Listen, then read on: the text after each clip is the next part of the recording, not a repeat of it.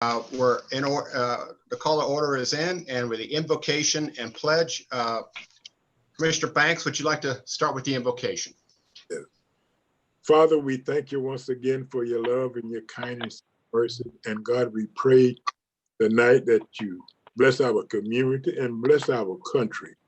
We pray for healing of our country.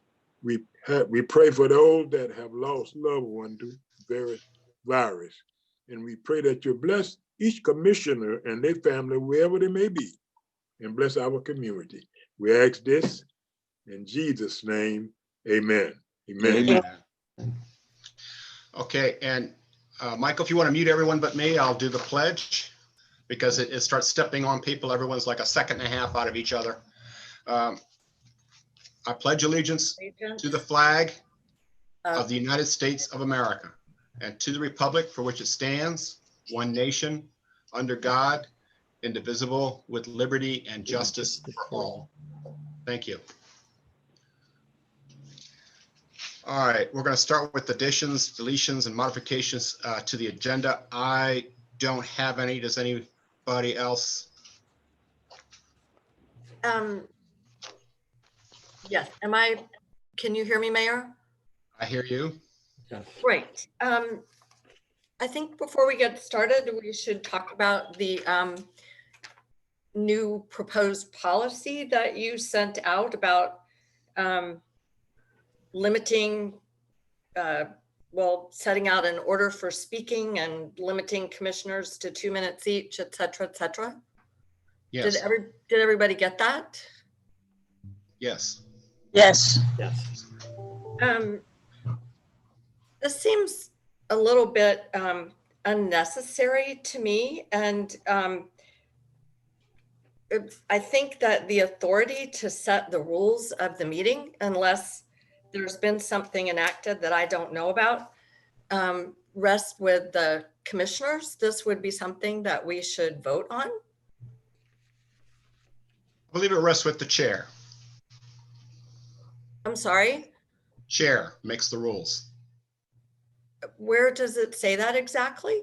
I assume Robert's rules. Well, okay, our charter says that the commission sets the rules. And in the absence of a rule, Robert's Rules of Order, but our charter clearly says the city commission, this is 2.15 of the charter, shall determine its own rules and order of business. And as well, the duties of the mayor commissioner says the mayor commissioner has no veto power. This is 2.11 of the charter, and quote, shall have no other powers, duties beyond those conferred by this charter or the commissioners in accordance with the provisions of this charter. I don't think this is very workable. I think it really goes counter to what Robert's Rules of Order lays out. It does not allow for discussion, and it doesn't really provide for situations, for example, like the audit report or the budget. It's always it's always available to call a question or to have a motion to shorten debate. But considering that we only meet once a month, to limit our discussion so severely, I think just removes part of our authority as commissioners. I mean, we have no other way to communicate, and not everything requires a motion. So, Jay, do you have an opinion on that? I was just looking, Mayor. I'm trying to find in the where in the charter is that? Would you say 2.11? Right, 2.11 and 2.15, and I don't know. I've never heard of going down a row, like your children in school commenting on a report. We're supposed to have a discussion, and two commissioners might, I don't know, you just don't always go down the row. Well, it's not that you have 2 minutes of discussion. You have 2 minutes per turn. So if we had a discussion, you speak for 2 minutes and I speak for 10, you've got another 2 minutes. If no one has any questions or asks any, for you to continue, or anyone else for that matter, after 2 minutes. Now, any topic is 5 minutes long. Everyone has a copy of what I sent out. Does anyone have any disagreement with that? My other commissioners? Let I me, kind of do. Oh, Go ahead, Jay. Go ahead, Jay. I would just go to project for what it's worth. In reading 2.15, the mayor is correct. In the absence of a rule for governing the meeting, Robert's rules would control, but that would not prohibit the commission from establishing whatever rules the commission would like to follow. So if the mayor has instituted some control over the meeting, and there is no rule right now governing that, I think he would have the ability, because he really is charged with the duty of running the meeting. But the commission can certainly set whatever rules they feel are appropriate. So actually, both Commissioner DeVito and the mayor are not wrong in what they're saying. Well, Judy had something to say. I think this will create more argument and confusion. I think we should try to, I think we should try to get the meetings done expeditiously, but with the full amount of debate. And I will read from the mayor's memo to us. I mean, I don't think this is the right way to do it. It said, starting with the meeting, blah, blah, blah, on June 11th, we'll be conducting our meetings a little different. This is in response to several people who feel our last meeting was too long because of all the discussion. Well, and point of fact, I think our meeting was rather long because it was the first meeting after 2 months. We did not have a meeting in April. We had the audit report, which had quite a bit of discussion. The police chief had quite a bit to say. I think it's appropriate if we talk about how to govern our meetings, but I just don't think that this is the right way to do it. And I think it should be by consensus of all the commissioners. Does anyone object to the new policy that I put forward? Commissioner West? I'm not sure if I do or not. I'm concerned about it. Perhaps we can try it, and if it feels like it's not such a good idea, we can visit it and maybe tweak it a little. Commissioner Banks? I'm sorry, you're muted, Commissioner. You're muted, Commissioner. Okay, you hear me now? Yes, sir. Okay, I don't think that giving the commissioners enough time to meet. We need to discuss some things a little longer. I can understand. None of us want to stay here all night. I know I don't. But I really think that's too short for the commission. And I think it should be left up to us when we get into discussion and debating situation. And to be put back in order like a child, telling me my 2 minutes is up, I just don't think that's right.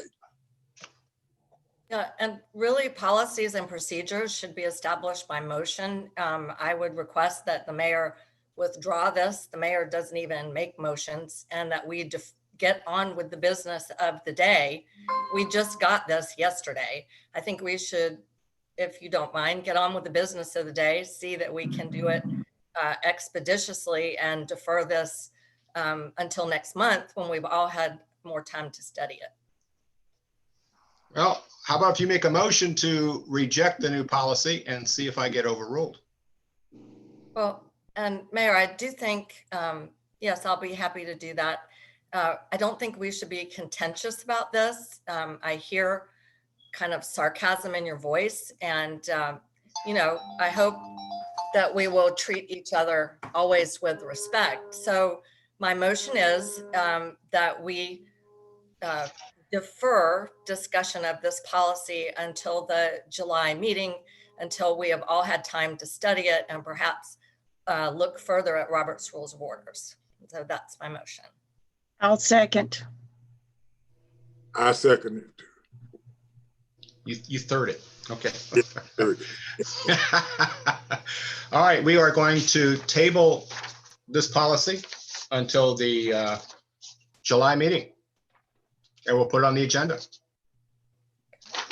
I'm good.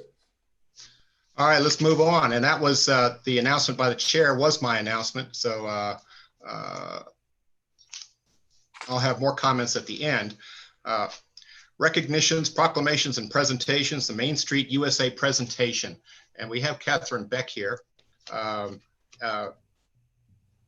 would you like to, Michael, would you like to introduce him? I'm sorry. Sure. Or her, rather. So I contacted the Main Street program. I had talked to their representative, Catherine Beck. She had provided a PowerPoint that you should have in your packet.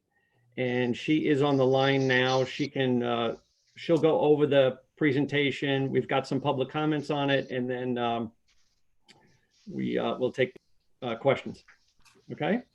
Catherine, you there? Hi, yes. Can you hear me, Michael? Yes, we can. Perfect. And do you have my screen in your up where you are, or do you have my presentation? What are we working with? Can we share your screen when we worked on it earlier? Do you want me to pull it up? You're going to have to pull it up. Okay, hold on.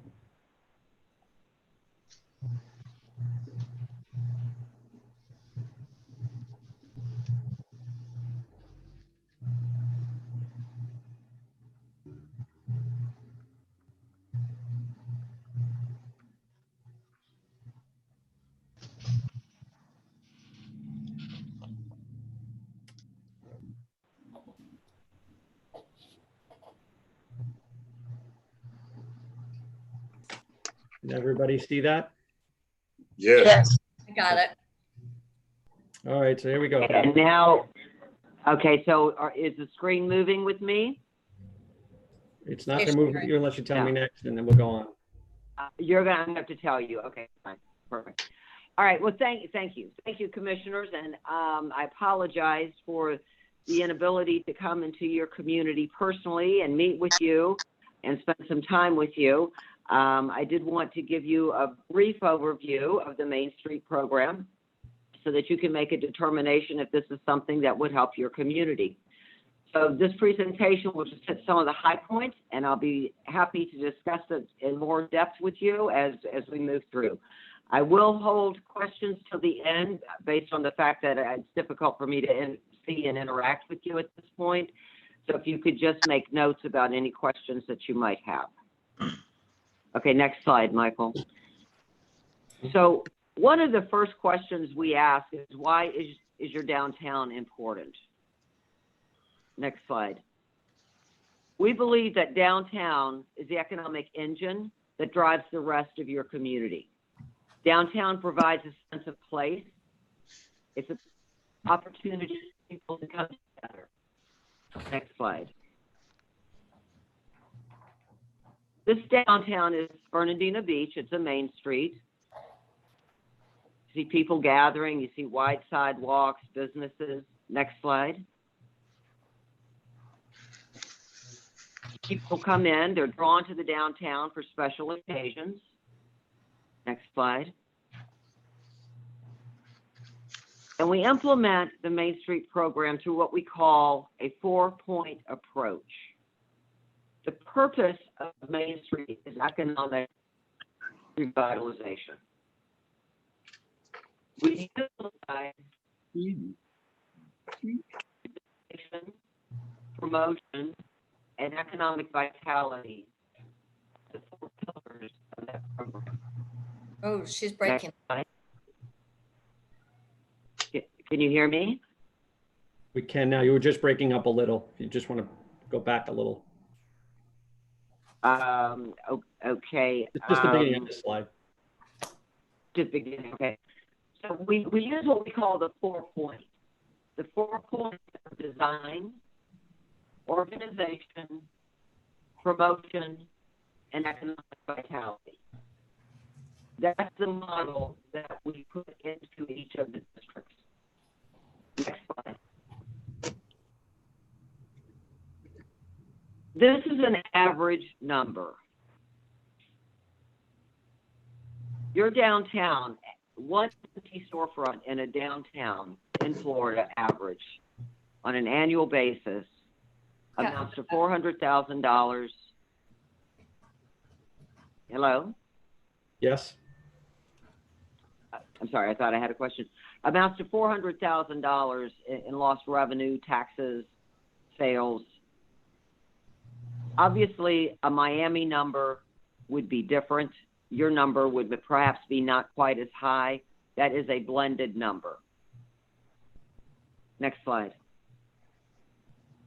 Wait. Downtown houses family-owned business. Very rarely do you see a large chain in a downtown. Most of your independent businesses set up in downtowns. Next slide. When your downtown is productive, when your buildings have occupants, your tax burden to your individual homeowners is reduced. Next slide. So what is Main Street? Main Street is a national program. It was started in 1977 as a pilot program, and this was at the height of malls coming into America. And at a national level, we noticed that downtowns were being vacated. Next slide. So the National Trust came up with the model. They started it in 6 states with 30 communities. We now have over 45 statewide programs and more than 2,000 local programs within the nation. Florida became a consulting program in 1985. Next slide. Oh, okay. So Main Street is economic development. We use historic preservation and existing assets. We utilize commercial development. We are all inclusive. And we try to transfer our concepts to the entire community, not just the corridor. Next slide. Florida Main Street offers technical assistance to our communities. When you come in as a Main Street, the first 3 years are the time for you to get through the process to become accredited. You work very closely with the Florida Main Street office. That's the time when we work with you to set up your goals, your missions, your vision for your community, look at your design standards, look at your historic preservation standards, look at your land development regulations, look at your comp plan, and see if all of those vehicles are going to allow you to develop the vision that your community wants.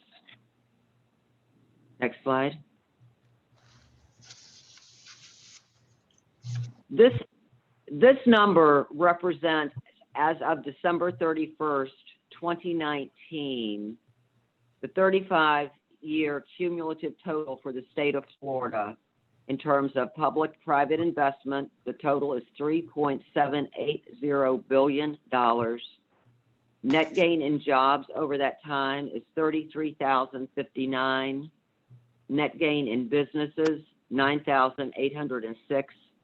Number of building projects, 12,007. And volunteer hours at over 1.3 million hours. This is from the Main Street districts only. Next slide. In order for your program to succeed, the model that we follow suggests that you follow. You operate under our 8 guiding principles. You have to have an engaged executive director. Most importantly, you must have a unified vision for your downtown. You need a strong commitment from your leadership or board, leadership being your city policymakers, board being your independent board of directors on your main street. Partnerships are essential in the success of this program. You need commitment from the businesses in your district. You do need to understand that success is incremental. This is long-term planning for your community. The example I use is the first year is really your organizational year. That's the year you're creating the foundation. By year 3, you will start noticing changes. At year 5, those changes will be substantial. And in year 10, you'll look back and say, I cannot believe we have done this. But it is a long-term committed project. It is not quick. The one thing we encourage people to remember is that your downtown is never finished. Once you meet the goals of your initial vision, you should be moving on to the next level of development of your community. And without risk, there is no reward. Next slide. And so let's talk about the 4 points. So promotion is quite simple. It's marketing your district. It's marketing your businesses. It's reaching out to the demographics in your community and identified marketing areas to bring people into your downtown. Design is exactly what we just talked about, getting the district into shape, looking at the blend of overlaying policies right now that impact how your commercial corridor operates. Economic vitality is identifying your economic base, where it was, where it is, where you want it to be. An organization is working within the community to build consensus. Next slide. The 8 guiding principles that we use believe that downtown revitalization is complex. It has to be comprehensive. A single project will not create a main street for you. It's incremental, small projects. It's good to have a long-term goal, but you need to see some wins throughout that time period. Self-help. Your leadership, not just on the political level, but at the community level, have to have a desire to make this program work. Public and private sectors need to work as partners in developing your economic health and viability. Next slide. You have to be able to identify and capitalize on existing assets. And Crescent City has some things that Michael and I have talked about and I think are very interesting. I think having lakes at both ends of a Main Street district would be a huge asset for you. You have some interesting architecture. You have some beautiful environmental features. You're already known as the bass capital of the world. So you have assets that are in existence that can already form the basis for your community moving forward. You have to put in quality programs. You can't just adopt this program and assume because you're a Main Street, everything falls into place. Your community has to be ready for change. One of the reasons community looks at a Main Street is because they know that they have not grown. They have not reached full potential. Change brings growth. Change brings the ability to adapt. It brings the ability to reach potential. And your community must be implementation oriented. You have to be able to see things happening. You have to work on having things continually happen, but you've got to make sure your projects are implemented and completed. Next slide. We have 10 performance standards.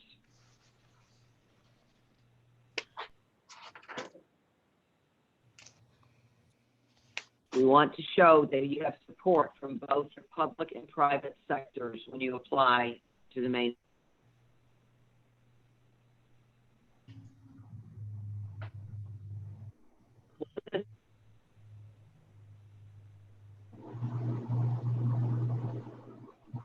Uh-oh. Catherine, you're breaking up. Am I there now? Am I back? Yes. Hello? Yes. Okay. I can hear you. Oh, okay. Thank you. So one of the strong principles is that public investment stimulates private investment. If the community comes in and you decide to upgrade your wiring to 5G, if you put in new street lights, if you put in, retention ponds so that you're not having flooding in there, private investment notices that. And when you, as public sector, make it.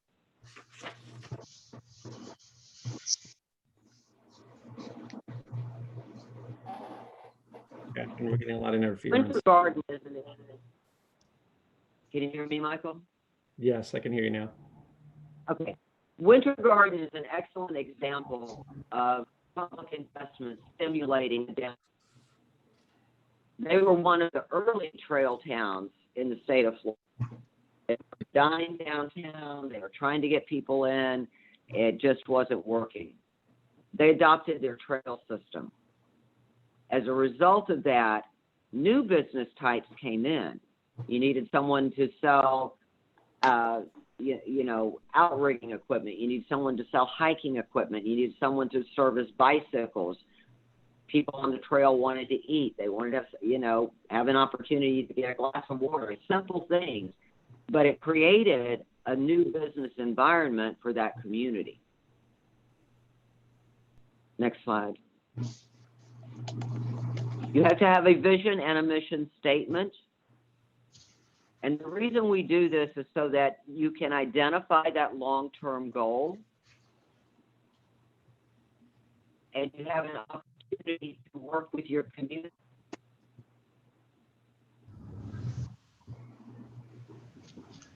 Catherine. Next slide. Yeah, Yes. you broke up through that. You were talking about the vision statement.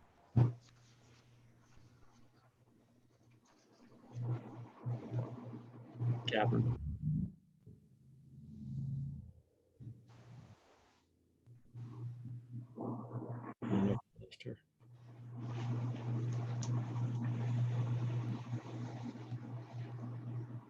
Catherine, are you still there? Okay. I think we might have lost Catherine. Okay,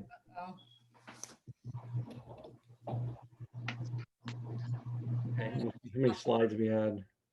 I only had three slides. Oh. Yeah, I'll just send it.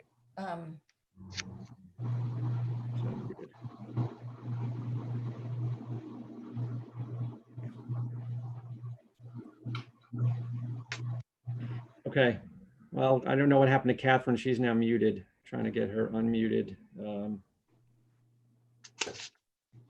You can see the vision statement. They talk about the comprehensive work plan, and they have 4 purposes of the work plan. You could read through that. Maybe if she calls in, she could finish.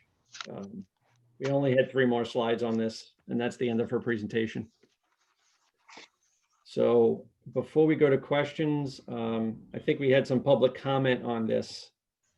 And Deb, if you want to read the public comments we had. Yes, the first public comment is from Cynthia Burton, 109 North Prospect Street. And she writes, first, I'd like to say I was pleased to see some time given to Main Street USA to be presented at this meeting. Pleased because this was one item brought up in the comments section during last month's meeting by Michelle Myers. It's always great to see something that could be important to our community followed up on. Thank you. And I also have a comment from Patrick Kennedy. Main Street is a waste of time unless you are willing to fund a manager, at least part-time. Even then, the benefits are questionable for a small city like ours, especially when spearheaded by the city rather than the business owners and residents. The city needs to be in a support role, but not an organizational regulatory role. If there is no significant buy-in from the community, it will not succeed. Most successful Main Street programs are started by the businesses, citizens, not the city. Palatka was one of the few main streets put together by the city. You might ask them if they would do it the same way again. And that concludes the comments on Main Street. Okay. Now you want to open up the questions? I wish Catherine was here. She could answer your questions. Michael, do you have any observations? Because you said you and Catherine discussed it. We did. We talked about the program. Patrick alluded to it. It is very civic driven, business driven, community driven. And speaking with her, they opened up the application. If you were to do this program, it would be a short window to try to get us all ready to try to put this application in September. We'd probably be better off a year from now when they open it up. It is good that we need to have somebody on part-time handling this, like the coordinator we talked about for the CRA, somebody we can get on board and handle economic development and handle something like this. I wouldn't want to rush to put an application in and not get it right and then start off on the wrong foot. It is going to take a commitment. It is not and Catherine said it, it is not we start this in year 5, everything is great. It's going to take 10 plus years. And that's where our discussion was. She also gave me some other resources to reach out to some other communities that had gone through this, the successful ones and the ones that were not successful. So we need to get some more perspective on it. And I observed some comments that there is going to be a heavy community involvement and communication that's going to happen if we want to go forward with this. I put this on the agenda. It was more of let's get a presentation, just get your toes wet in the program, look over the PowerPoint. There's a lot more information to be had, but this is a good starting point. Right. Oh, I'm sorry, Harry, you go ahead first.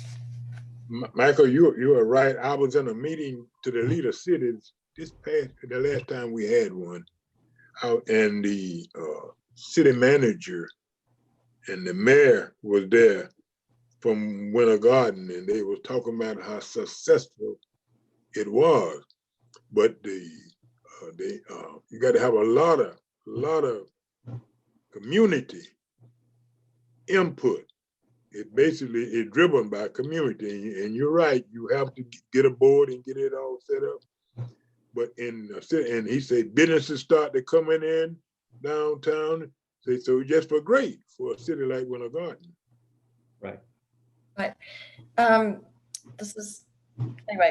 I looked at the application for the program, which tells you a lot, as well as the PowerPoint. And to me, I think what setting participating in Main Street as a goal does for us is it gives us a structure to get organized for economic development. There's one piece in the PowerPoint that is what I was talking about that we needed for our CRA. I mean, if we actually took pieces of this and applied it to our CRA, which has not been active in the last 6 months, as far as I can see, it would enable us to move our CRA forward. Says you develop tasks, responsibility, a timetable, and a budget for those activities. I think there's another page that says you develop a work plan. And I think, so if we did those things for the CRA, and I think Patrick Kennedy's point is well taken, that the business community has to be interested. But if we take this application and we look at what is needed, I think we could get started on our part and see what working on the city's responsibilities, because you're supposed to have certain elements in your comprehensive plan. So we could look at those and see what we have and what we don't have, what those could do for us. And actually, I sent some questions to Catherine after I looked at the application. A city can apply. It doesn't mean that they should be the main driver. there's not a need for a separate organization, although it's desirable. The CRA director, which we have appropriated money for, could in future also be the Main Street director. And as well, the need to perhaps update your comp plan and your codes. We have money in our budget to do those things. So to me, I think we should, through Michael, start to explore this, and also maybe have a workshop for the business community and the residents. But I just think it would give us a good structure and let us focus ourselves on how to better address economic development and to make use of our CRA.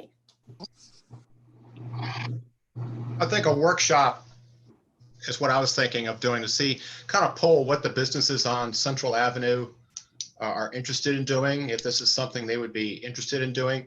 There's only a few of them. It's going to talk about, I mean, we're talking about volunteering, we're talking about investment, and of course it'd be a partnership, but we need to see if they are interested in it. If they are not overwhelmingly interested in doing this, I think it's a dead horse. Well, we can do a survey, and Mayor, I think it's good that we do a survey and find out the status of it with the business community. And just like during the workshop, then we can come back and sit down and discuss whether to go any further.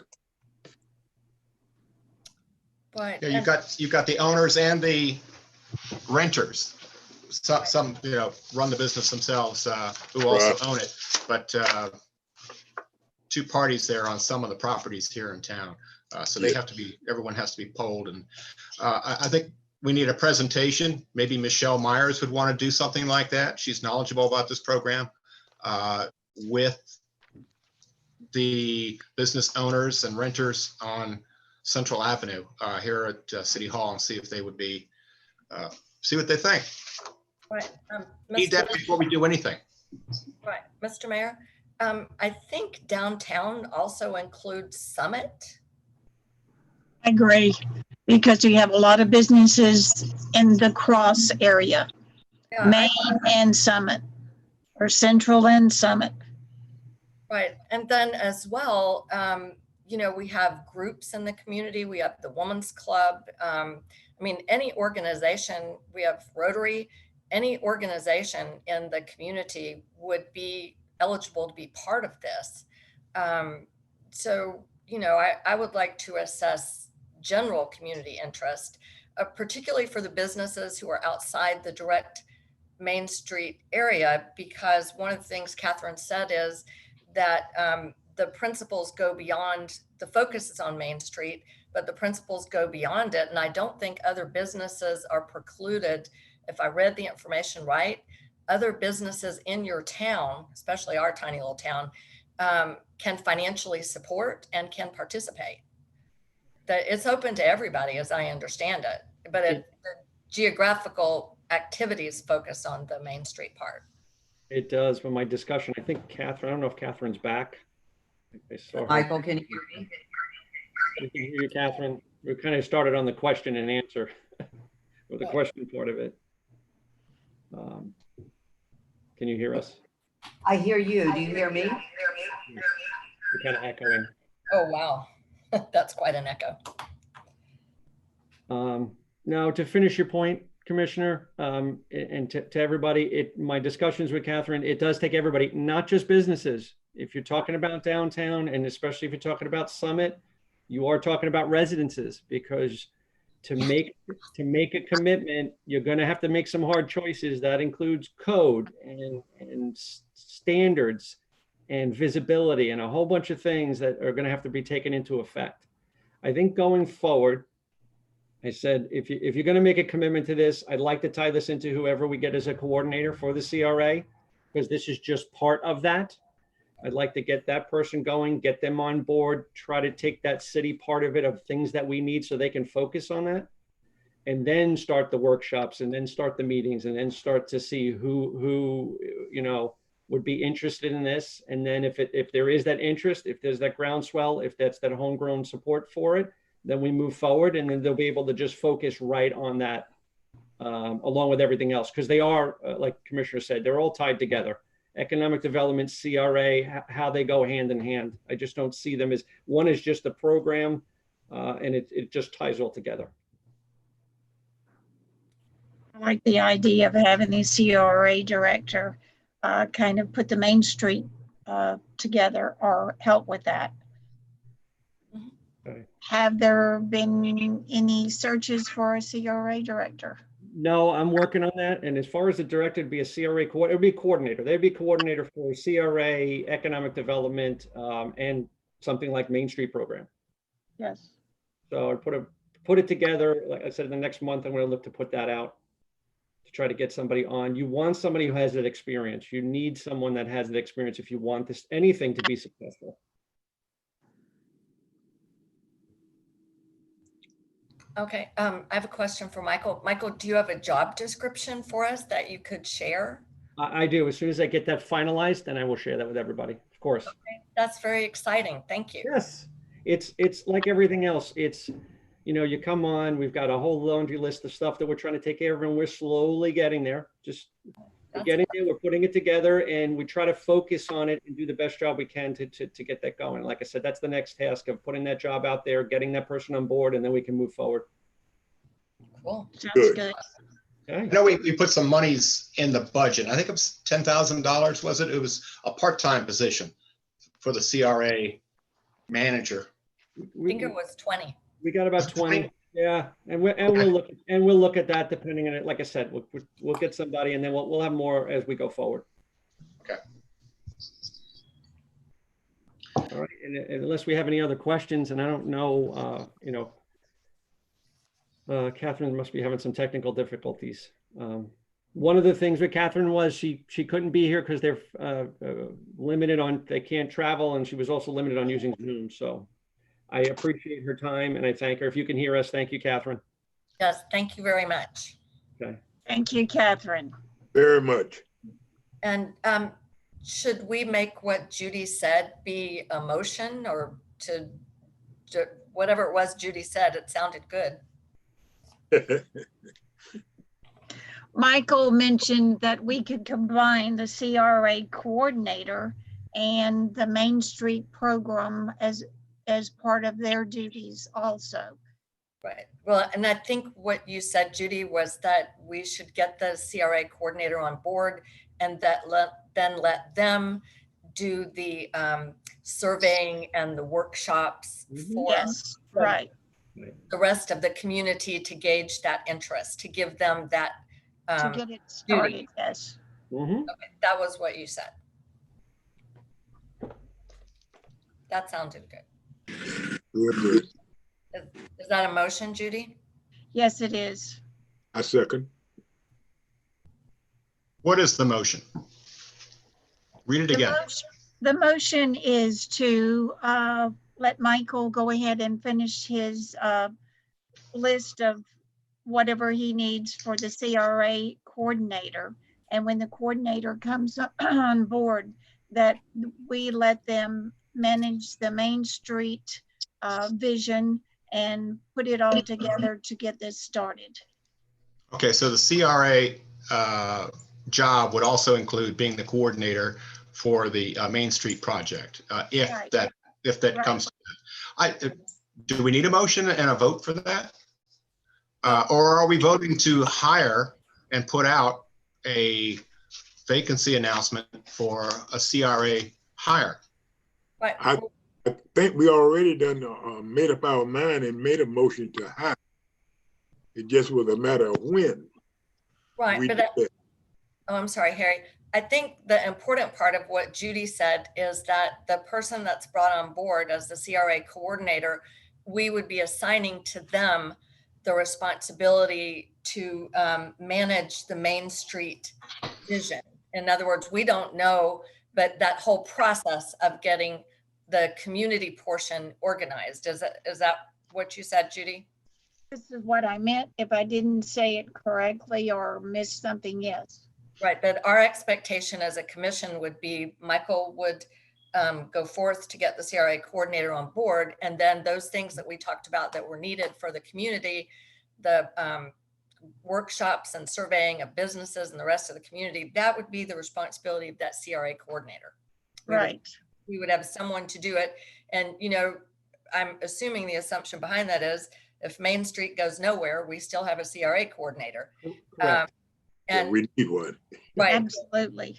but they're going to be the ones who are going to have that hands-on responsibility for figuring out if we really have what Mr. Kennedy said we need, the community portion that would be needed for Main Street, and to push that forward. Or Right. okay, so Excuse me, could I ask a question? Go ahead. It sounds to me like y'all are talking about government sort of ramrodding this Main Street effort. Is that the thought process? Because everything I've read and heard, that doesn't work out. I really don't have a say in the matter, but I'm just saying what I understand about Main Street,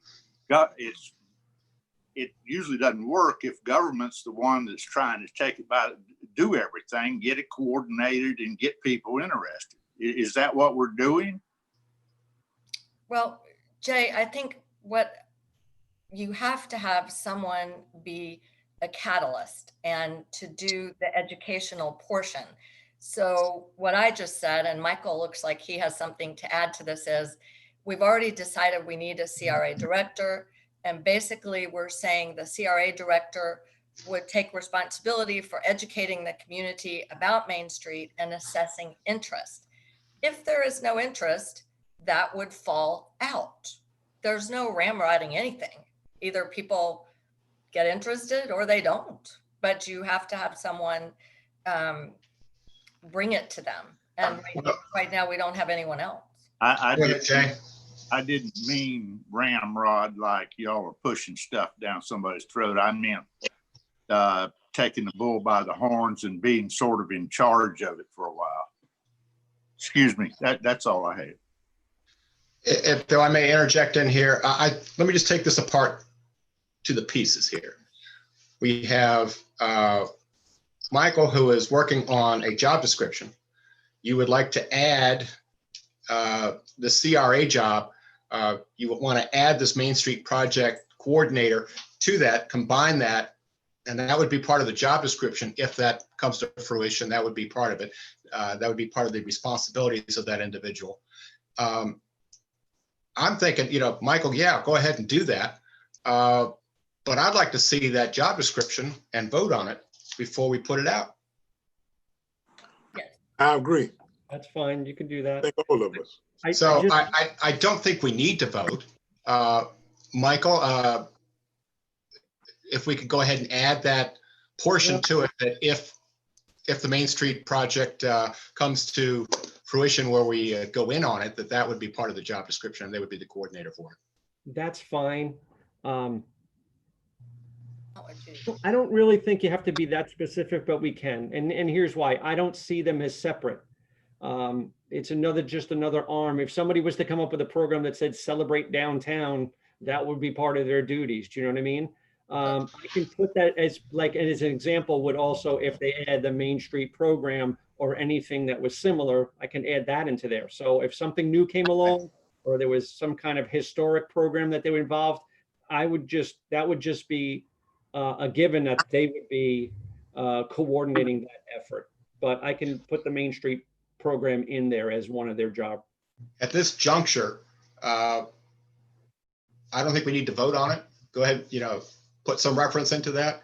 And when you're ready, July meeting or what have you, to present that, that would be the point where we would take a look at it and vote at that time. Sure. That's Everyone good. agreement? Okay. So I don't think we need to vote. Do we need to withdraw? I think somebody needs to withdraw their motion. I do so. I withdraw my motion. Okay, That kills All the right. second. thank you.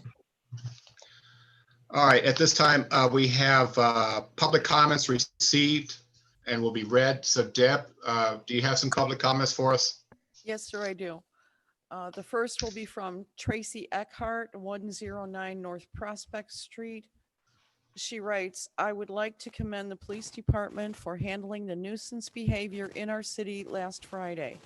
There was a noticeable police presence, and I was not disturbed by the usual Friday night rowdiness. I hope this will continue. I am very pleased that the city is getting a new website, but the existing information about our city, such as code enforcement, planning and zoning, CRA, and the city charter has all been removed. How long until this information is online?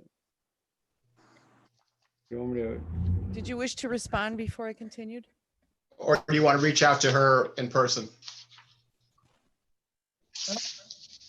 Who is this, Mayor?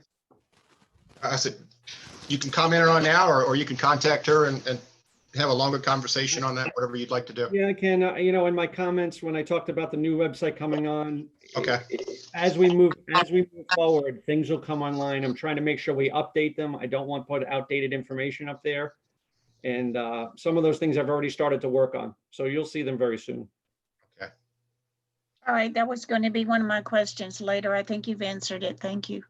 Welcome. Mayor, if I may, yes, Are you sir. re- Oh, yes. I didn't mean to cut in, but I would like to thank Tracy for the kind words and let her know we are going to continue to do our best in that area. And I just let her know we at the police department appreciate that. They do, and I want to commend the chief, if I may. I rode around. I was there Friday night. I rode around with them through the night.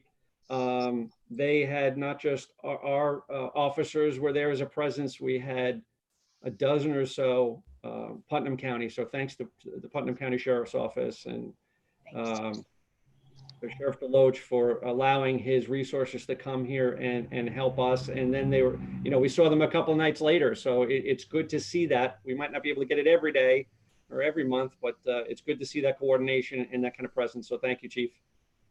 Thank you, Mr. Manager. We did reach out to the sheriff, and I'd like to publicly thank him on the meeting. And Mayor and members of the commission, we did send him a letter thanking him also. Thank you. And it speaks volumes with the leadership that you are presenting to our city, being able to coordinate something like this and having so many sheriff's officers down here to help out. That we really do appreciate it. Thank you. Shall I continue with the next? Yes, ma'am. The next is from Cynthia Burton, 109 North Prospect Street. I also see you have listed time for presentations from department heads. I hope this includes Public Works. Crescent City needs a comprehensive plan to start improving the water sewer infrastructure, along with the maintenance of public areas, including parks, boat ramps, docks, and general housekeeping activities. Lastly, since I am a member of the Code Enforcement Board, I am very interested to know why we are discussing a magistrate and looking forward to this. Okay. The final comment for public comments was from Patrick Kennedy. He writes, first, I would like to dispel a myth put forward at the last meeting. FDOT does not fully fund the maintenance of the medians. The dollar amount they provide is for the total maintenance of all Summit Street inside the city limits, and their formula for developing the amount does not pay the full cost. It is based on a mowing schedule of 6 times per year, edging 3 times per year, and trimming limbs as needed. They added a little extra when the medians were put in, but it was only about $700 for the year based on the same mowing and edging schedule. Not weeding, pruning, maintaining ground cover, maintaining irrigation, and irrigation costs. It was suggested we convert the ground cover to grass and use CRA funds for additional street maintenance in the budget workshops we had last year. The medians do need help. And that concludes the submissions for public comment. Okay, thank you.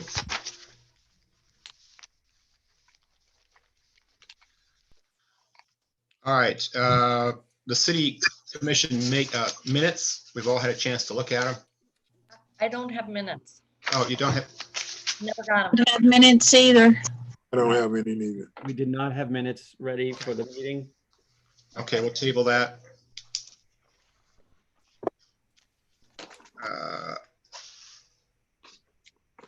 For business, resolution 20-02 FDOT local agency program, LAP construction and maintenance agreement, FDOT sidewalk project.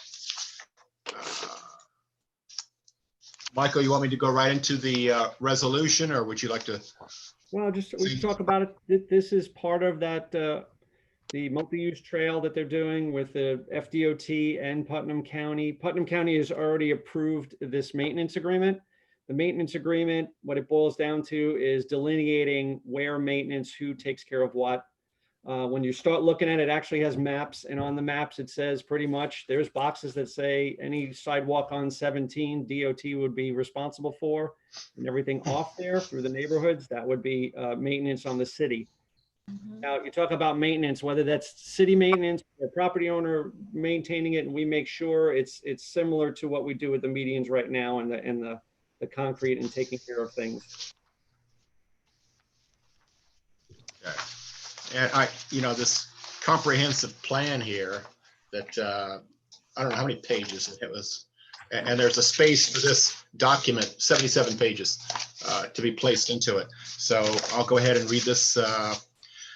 FDOT local agency program, LAP construction and maintenance agreement, FPN 430512-1-58-01, sidewalk construction and replacement, Crescent City, Florida. Whereas the Florida Department of Transportation, FDOT, local agency program has agreed to construction and improvement of sidewalk construction and replacement in Crescent City, Florida, Putnam County. And whereas the FDOT has the authority to enter into this construction and maintenance agreement through the approval of Putnam County's local agency partner certification.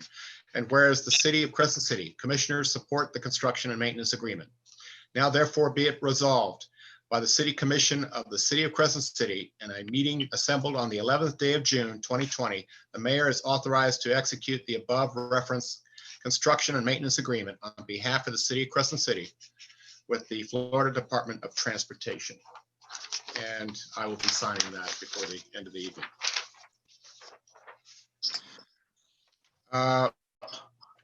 We also have a change order number 1. And you want to tell us about that, Michael, as I'm looking for it? So this is one of several change orders we're seeing right now. The change order number 1 is for adding quantities of concrete. The project itself, there's driveways, there's walkway, there's sidewalk, and for change order 1, this is quantities and sidewalk that was not part of the project. There's one section that's almost 300 feet long that was broken up that for some reason was not part of the project. And that's what's covered in these quantities. So you can see it's for a concrete 4-inch thick sidewalk and also for a 6-inch sidewalk. One of the things I would ask, since we have this change order, and I know there's a request for information to the contractor and DOT and the engineering firm for other things, as we look through the project to try to make it work, to try to deal with field conditions. We've got utilities in the ground. One of the things I would ask is, this is the first change order. As the change orders come in, they have to go to the DOT, then they have to go to the county, they have to approve it. I would ask if I can get approval to sign off on these things, whether they're addendums or change orders as they come up. Now, I've already gone over some of the RFIs, but we won't see them for a while. To sit and wait months to get this done, there's 180 days to get this project done, and the contractor outside of these changes could be going through, could be working on this consistently. Right. Okay, well, isn't that a separate motion from approving the agreement and the existing change order? Correct. The mayor went right into the change order, so I figured I'd talk about it at this time. But Right. yes, it's different. You'd have the agreement, and then the change order is separate. Okay, because I have a comment about the blanket authorization for Mhm. all the change orders. I have a couple of issues there. But we should be on the maintenance agreement, shouldn't we? Mhm. Yeah, Uh,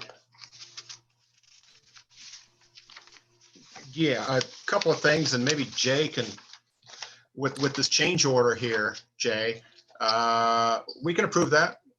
But if we approve 20-03, that would make it a moot point.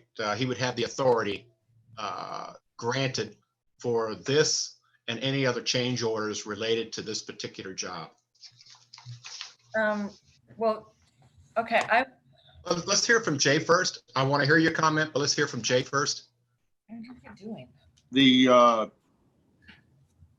the resolution, as I read it, simply gives the authority for you, Brett, to say that the maintenance agreement is all right and to execute it. That's what the resolution says to me, that we support the construction and maintenance agreement, and the commission needs to vote on the resolution. Now, the change order, correct me if I'm wrong, Michael, but the change order, I don't know if I have it or not. That is a separate issue from the maintenance agreement, isn't it? Yes, that is correct. Okay. Now, we've got two resolutions here, Jay. Are you looking at one and not the other? I am looking at 2002. I mean, Okay. excuse me. 20 So I'm looking at 20-03. Yeah, no, 20-02, that's the one that they have, Mayor. That's the one for the maintenance agreement. You could, We don't have I 03. just switched these. There's no 03. I have one. Right. let's There's focus- no 03 for us. Okay, well, let's focus on 02 for now, just so we can kind of look at that and talk about this, the maintenance agreement, and then we can move on. Okay. 02 is what I'm looking at. That's Correct. what I think I have. That's the one I just read. Yes, that resolution needs to be approved by the commission. Okay. And then you can talk about whatever change orders or whatever. Alrighty, I so move Hi. that we accept resolution number 20-02. We need We a have a second. second. Harry, we have a second? I'm trying to find it. Okay. I don't want to second that now you're looking at. Yeah, I know. Yeah. Hey, It's a long one here. is it thick? No, Harry, you're looking for the resolution on the legal size paper.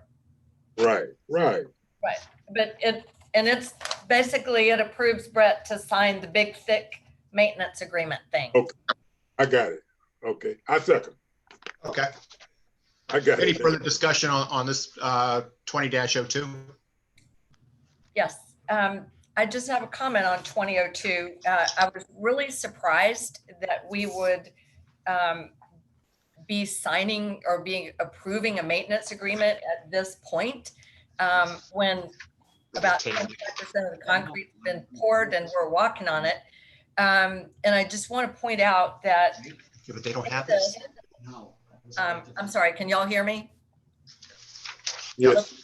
In this maintenance agreement, the bottom line is, we agreed to take care of the sidewalks in all the residential areas, which must be about 3 miles. We've never done that before.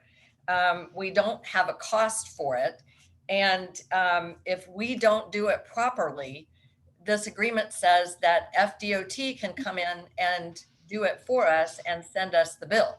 So that's the bottom line of what we're agreeing to. And I don't know how we got in this posture, but I would rather see us in future be careful, that we kind of get this stuff done before. And I don't know, this thing has been many years in coming. I don't know why it turned out that way, but That's what we're doing. We're agreeing to maintain several miles of residential roadway. Or they'll do Or it. yes, for perpetually. Right. And this is before I was on the commission, so Judy West, Commissioner West, Commissioner Banks, I guess approved this. Were you aware that the city was going to maintain this forever? I mean, it's done now. I mean, they're not going to take the concrete up now.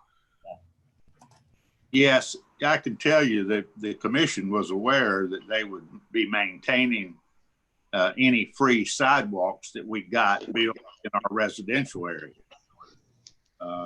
There was several of those public meetings, and that's one that, looking back on those meetings and some other meetings, that's what makes me think getting everyone on board on a Main Street project is Off topic. is a difficult exercise. But anyway, back to the point.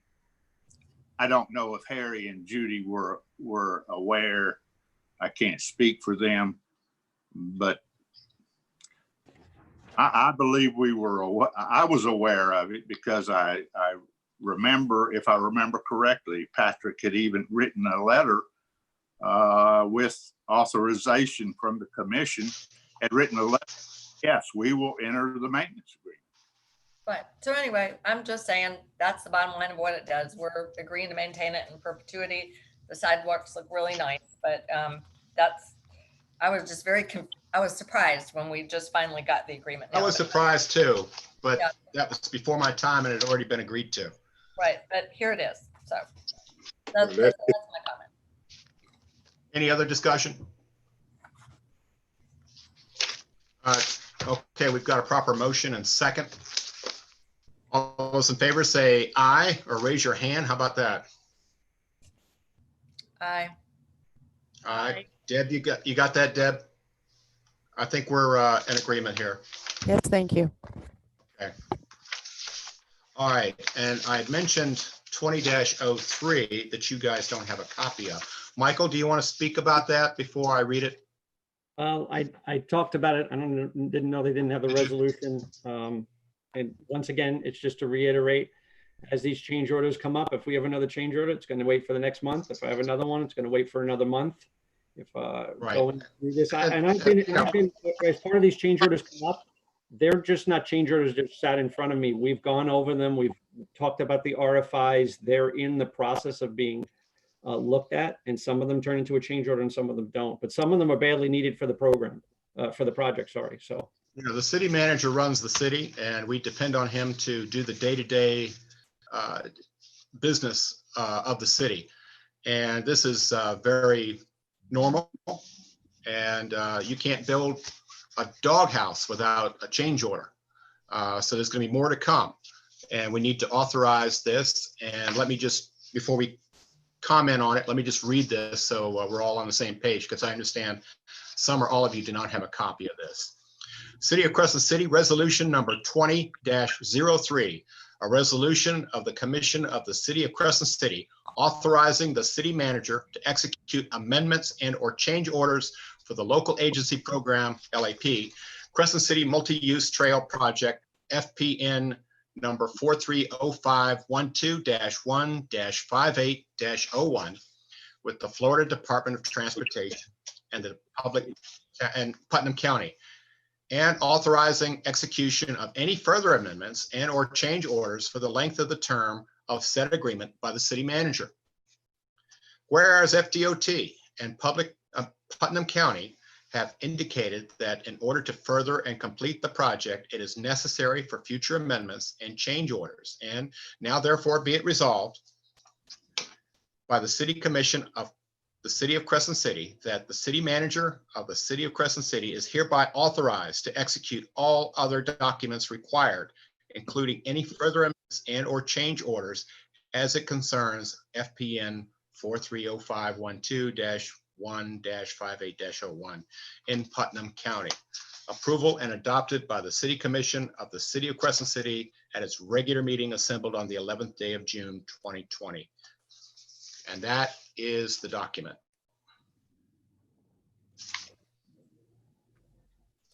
Any discussion? We don't have a motion. You have Well, to we have- can still discuss. Would you like to make a motion? Well, then let's, okay, then we make the motion, I'd like to discuss first. Either or, we are going to discuss it before we vote. Well, I think we If need you- to discuss it. Please do. Yeah, You've okay. got the 'cause floor. Number one, we don't have the document in front of us. So when we make this motion now, I heard Joe's speech about keep him from running back and forward, which is correct. I got enough confidence in Michael that he will handle it most professional and do the right thing. So I'm gonna second it if somebody else make the motion. Well, I think you've got the motion, Commissioner Banks. If someone would like to second that. Okay, well, I second it. No, I'll second it.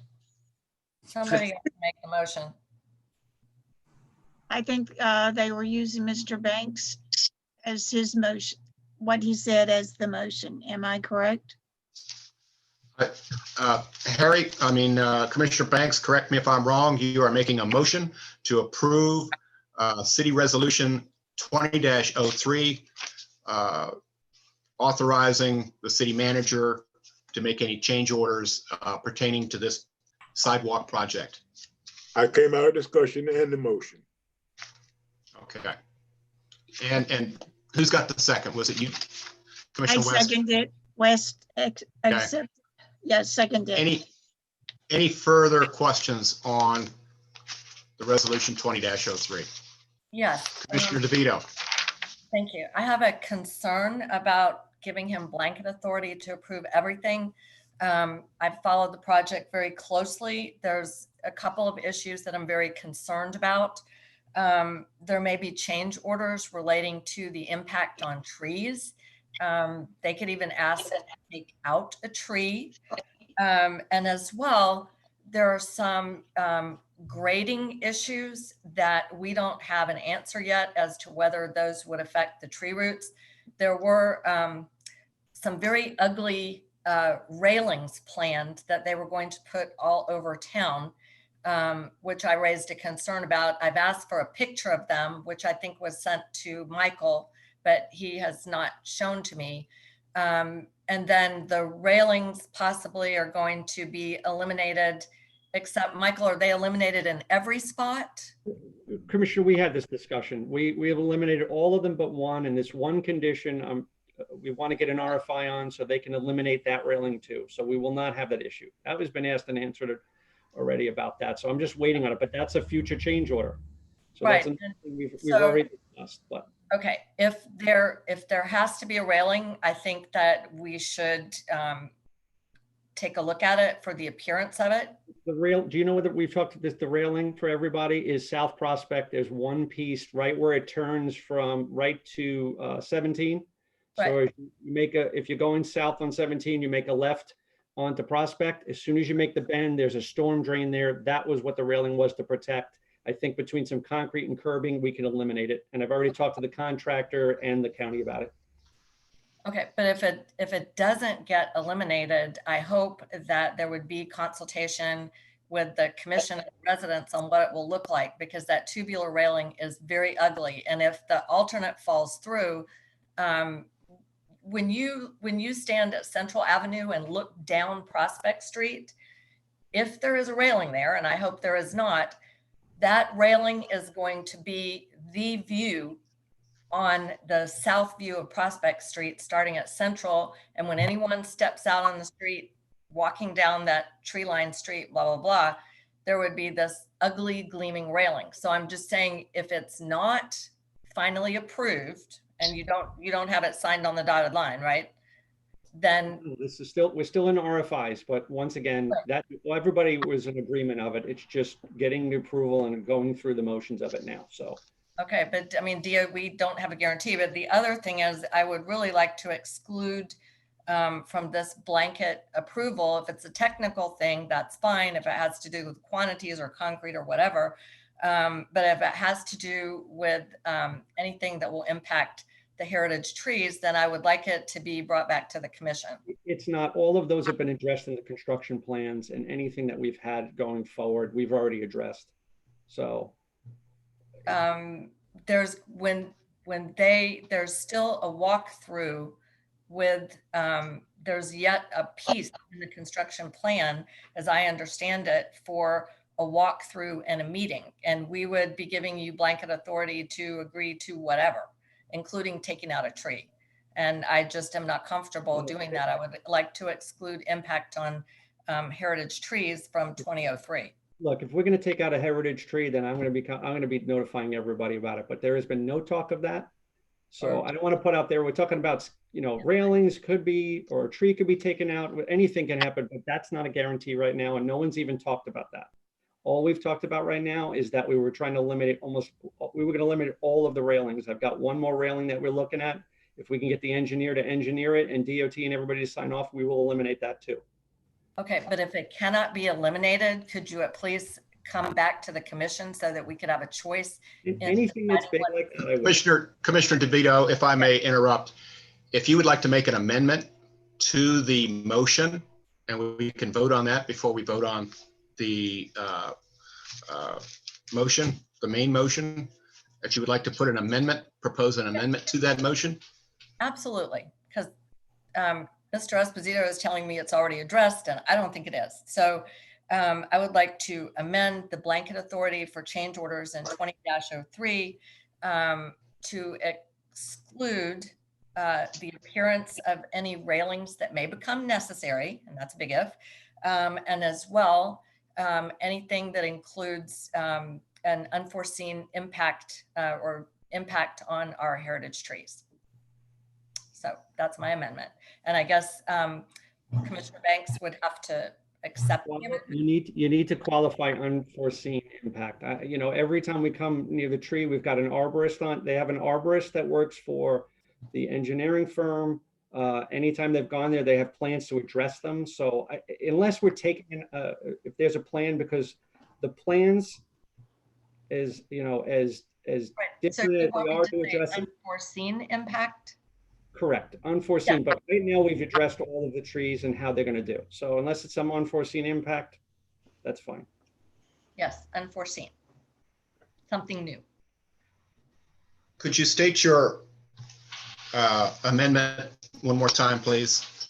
Yes, I would like to amend 20-03, the blanket authority to the city manager to exclude approval of the appearance of any railings that might become necessary in the course of the project. That would be brought back to the commission for final approval. And also any change that includes an unforeseen impact on the heritage trees. So those would be excluded. Unforeseen impact on heritage trees, and if any railing is necessary, that we would get a look at what it is going to look like and make a choice, because there are options. Because this affects how we look. Any questions from anybody for clarification or? I got clarification. In other words, she wants it to come back before they do anything to run around the heritage trees, correct? No, if Commissioner Banks, if there's something new that comes up that's not already in the plans, that has to be decided on. To impact the tree. Your motion was impact the tree. Well, no, unforeseen impact on the tree. Correct. Unforeseen impact. Correct. Currently, that we're not looking at today. Right. Okay. Now, if I could get some clarification or understanding about the railing, it sounds like, Michael, and correct me if I'm wrong, that you're trying to have a situation where you're not having any railings if possible, but if we have to have a railing, we're going to have a railing. Am I understanding that correctly? Through DOT standards, there's certain areas they're railing because there's what they call a drop off. It's an unsafe condition. We've talked with the contractor in all of the places that either the railing was unnecessary or we've mitigated that. That's what they're going to do. And one of them with The mayor, you're, Well, What- I'd like to, Lisa, I'd like to finish my conversation here. I'm going to hear from you, but let me finish here. Do I misunderstand here that if the FDOT says we can't mediate, we're going to have to put a railing here? There's not much we can do about that, is there? As a No, we commission? can't, but I'm working with them to do that. So like I said, even if it's reworking the concrete, no one seemed to be in agreement of it. They were all in favor of it. It's just going through the process of RFI and then change order. That's it. okay, All Mayor, right, Commissioner DeVito. you didn't hear what I was talking about. There are, if you have to have a railing, there's a standard railing, and then there are 3 or 4 additional approved railings of a different design. That is what I'm talking about. Michael has hopefully eliminated the need for any railing, but what my motion is that if the DOT does not come through, if those efforts are not successful, and that's an if, that if a railing has to be put in, then it would come back to the commission for us to choose between 1 and 4 of acceptable designs, so that we would have a say in the appearance of what goes in on South Prospect Street or any other place within the parameters that are available from DOT. Well, and what, and I want to clarify that. What the commissioner is talking about is there was an approved detail for a railing, a design that was a standard railing. She's asking to say that if there's going to be a railing, I want to bring it to the commission, do a change order to change it to a certain style. That's going to be a change order and more money. So we're going to, DOT already told me if we make a change to the contract like that, that's going to be on us. I talked to the county person and he said with all the railings coming out, it would not, there were many railings that were eliminated, so it should not be significant. Anyway, if we have a problem with the railings, I will come to the commission and we'll talk about it. That's all. The way this is right now, Mayor, you want to talk about, you had a motion on the floor unless anybody else had any comments on it? I don't have any more comments. Does anybody else? I have no more comments. Okay.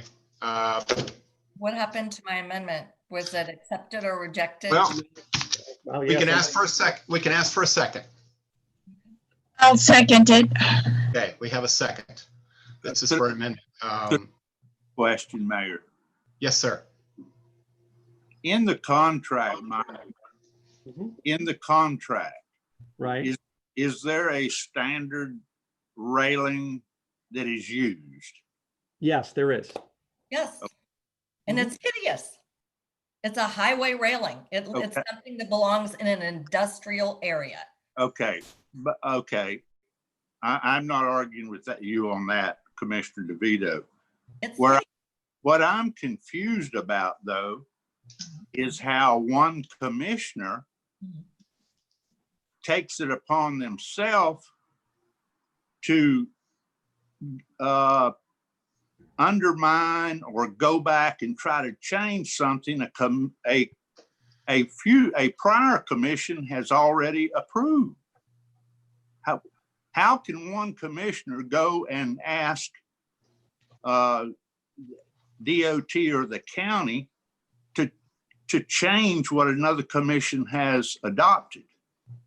Well, did they adopt the whole plan? I don't think they adopted the plan. Actually, point of order.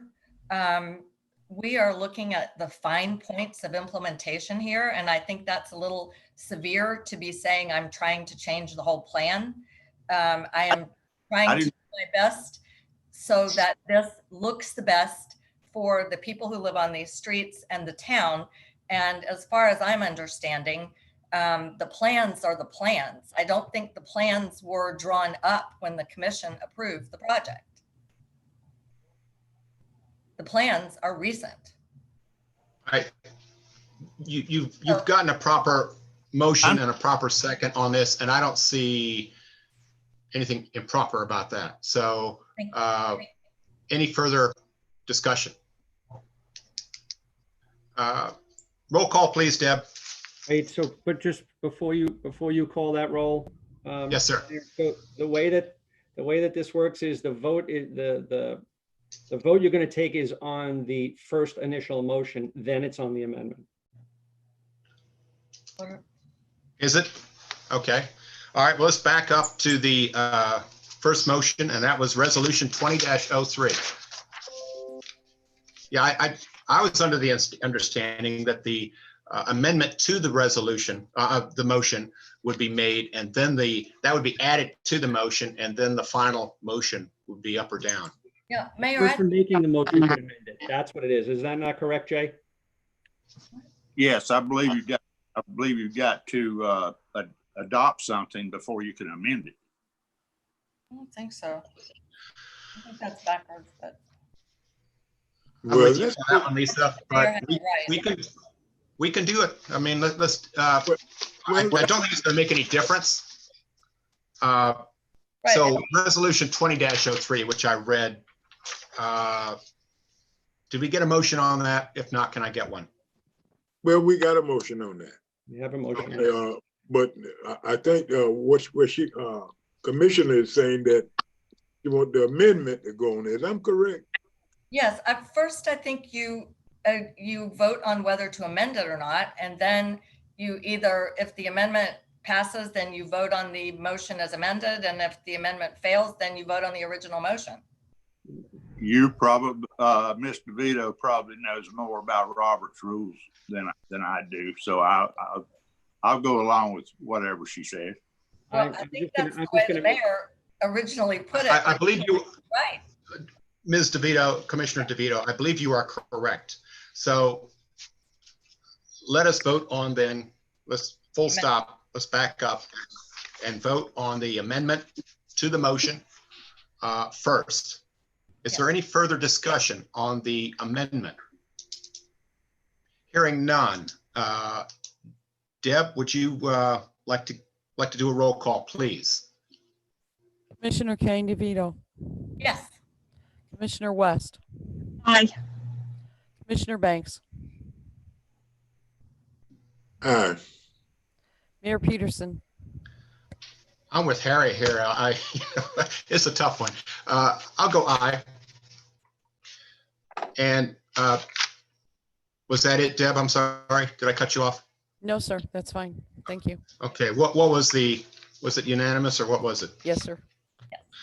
All right. Moving on to 20-03. I believe we have a motion and a second. Roll call on that also, please. Commissioner Banks, Aye. Commissioner West, Aye. Commissioner Kane DeVito, Aye. Mayor Peterson. Aye. All right.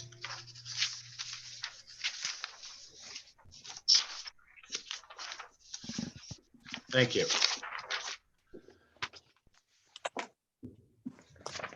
I think we're at the comprehensive tree plan for 2020. Great. And who is presenting this? Is this for the city manager or is this for me? This is for you. Commissioner DeVito brought this as part of the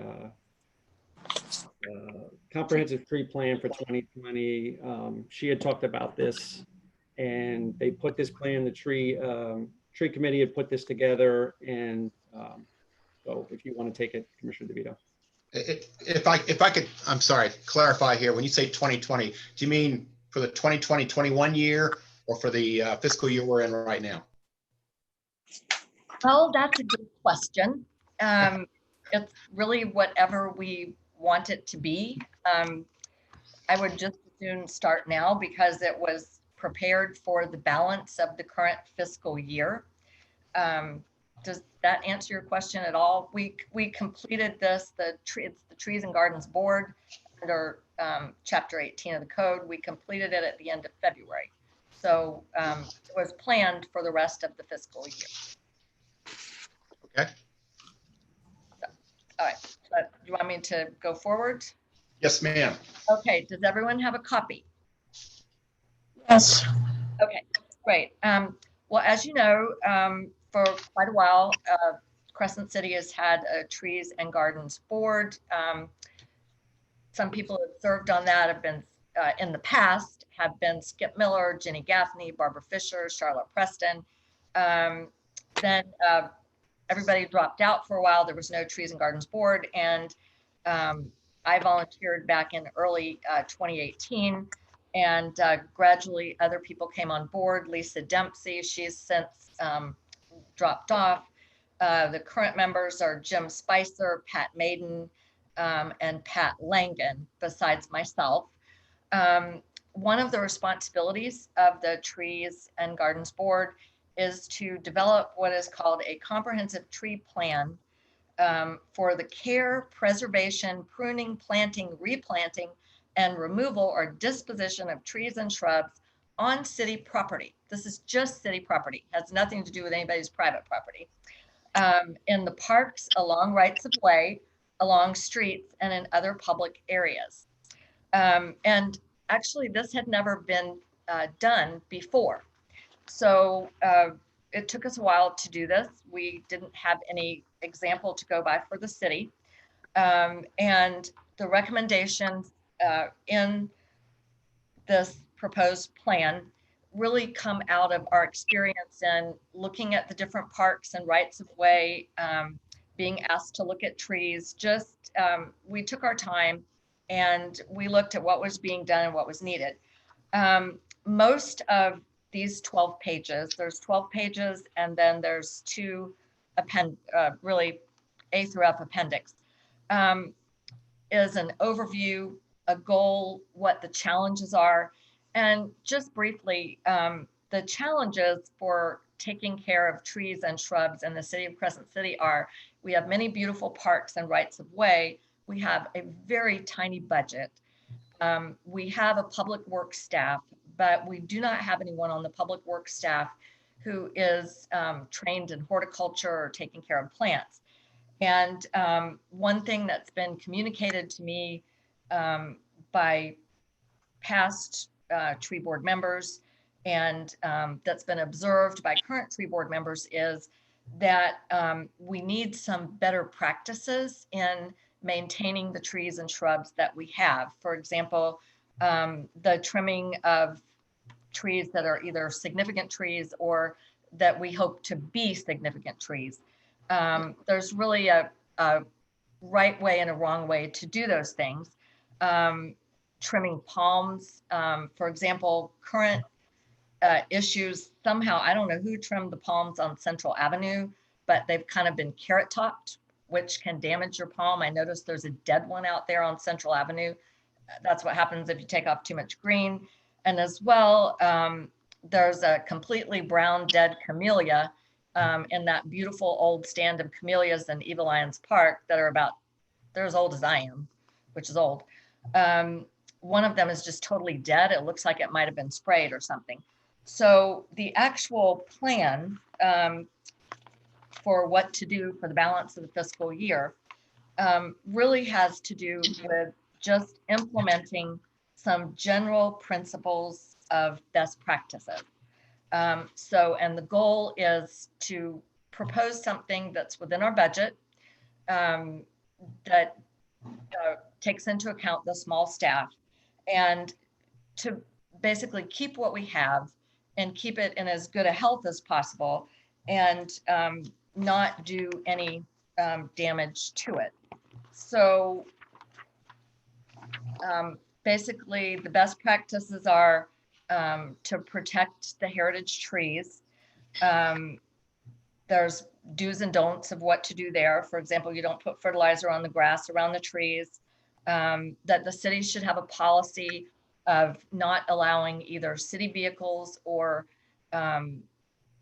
contracting vehicles or any kind of utility vehicles to park under the tree canopies. That is a practice that we need to change going forward, because when you park heavy equipment on tree roots, it causes soil compaction. The tree roots cannot breathe, and that is something that basically kills trees. And that is, there is a report, Appendix F, by Advanced Tree Care, that explains some of the principles of that. One of the other things that was recommended for the canopy trees in Eva Lyons Park, and we are recommending it also for the large trees at Colbert Park is to put down the recommended wood chips or mulch under the tree canopy that will help alleviate the soil compaction. If you Can I don't, interrupt you, Lisa? I apologize. They've also said that there is a preferred method of tree protection to incorporate GeoGrid Tensar fabric and Yes. then mulch. I don't know, have any idea what the cost with that would be. But when you look at the picture on the previous page of the Right. two big oaks, that's alarming if that picture is correct. right, and You see is a little green and a lot of moss. right, and actually we didn't put the that material into the actual recommendation. We just put the wood chips because I don't have a price for that. And like I said, Let's take a look at that and the possibility of that, because if you lose those big trees in Eva Lion, right, it will make that park just miserable looking to me. Our Well- big trees are really, really important. And I Right. apologize for interrupting. Go ahead. no, that's okay. That's a good point, and we didn't put that in. And certainly, if we can afford it, I have nothing against it. As well, so the care of the trees, and I'll just kind of shorten this up. We have a recommendation. We have a recommendation to try to use integrated pest management, which means minimizing use of pesticide where possible. It's not a hard and fast pesticides are prohibited rule. It's looking in how to minimize them through other techniques. And those techniques are available through IFAS with the University of Florida and the US EPA. There's all kinds of publications on that. As well, just like last year, for the rest of the fiscal year, we were hoping to, one, identify some locations where we could plant maybe 1 or 2 new trees if you can get in the right of way, if you can get an adjacent homeowner to agree to water it. We were hoping to get public involvement in maybe where we should plant a couple of new trees. And then also identifying some priority limbs or trees in the right of way that are dead. We did this last year. We used all the money in the tree budget last year to take down some dead and dangerous trees in Mathis Park and South Prospect. And as well, just one of the recommendations is that any tree and shrub maintenance should follow recognized standards of IFAS or ANSI. These are all well known, and that like we did in 2018, that city staff should get at least 1 training a year, if not 2 a year, from either our extension agent or a certified arborist. In 2018, our extension agent did it for free in best practices on tree and shrub maintenance. And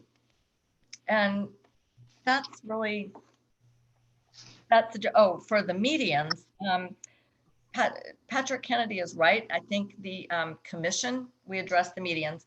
The commission, I think, decided to remove the plants from the median and replace it with sod.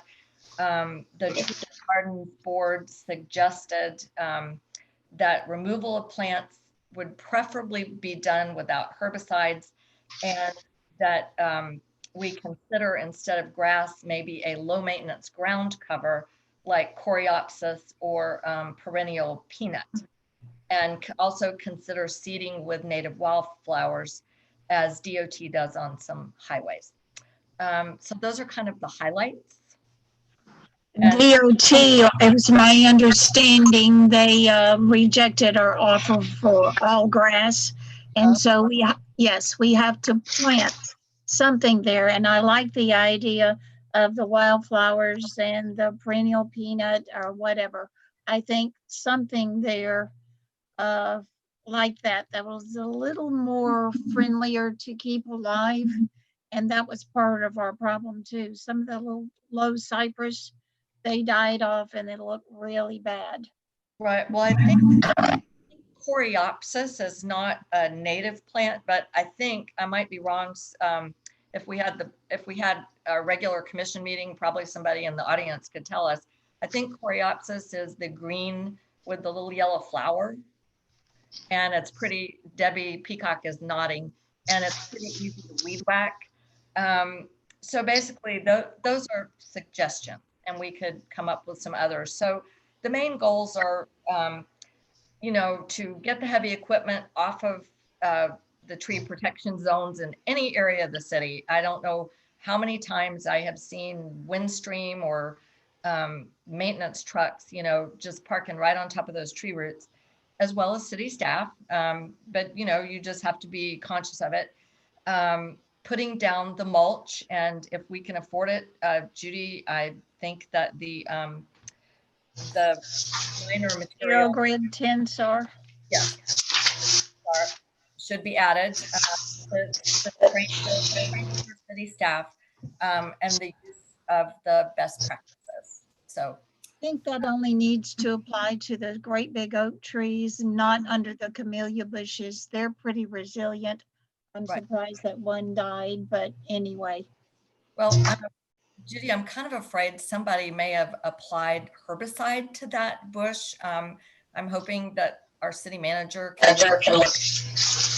I spoke with Public Works and they have not done anything to the bushes. They would annually trim them or pull weeds out, but they haven't added anything. Right. Well, I don't know. I'm going to ask John Newbold to go look at that bush, because something terrible happened to it. And I don't want, whatever it is, we don't want it to spread to the others. But no, I don't think the camellias need mulch. The idea is that recommendation is for the big oaks in Eva Lyons and also Colbert Park, because there's some very nice oaks in Colbert Park that are now being used. The root area is being used for parking, and we need to get the parking off those oak tree roots and put some wood chips or something down there to also protect them. I'm going to interject here. This isn't well, I'll wait till we vote on this, but I want to make a comment about Colbert Park. Go ahead. I would like to see, and I've talked about this before, bathrooms out there, a water bubbler or two, a couple of attractive playthings for children. That's a walk-in park, and there are a lot of children in that community. And I'd like to see that happen eventually as we work through. It's going to take a grant to do it, but I'd like to see, as we work through our grant, to put that on one of the things that we do. And the chairman, Commissioner Vito, are you the chairman of the tree board? Yes. Okay. I came to you about that tree out in Colbert Park. Yes. And we made a recommendation to the city about that last year.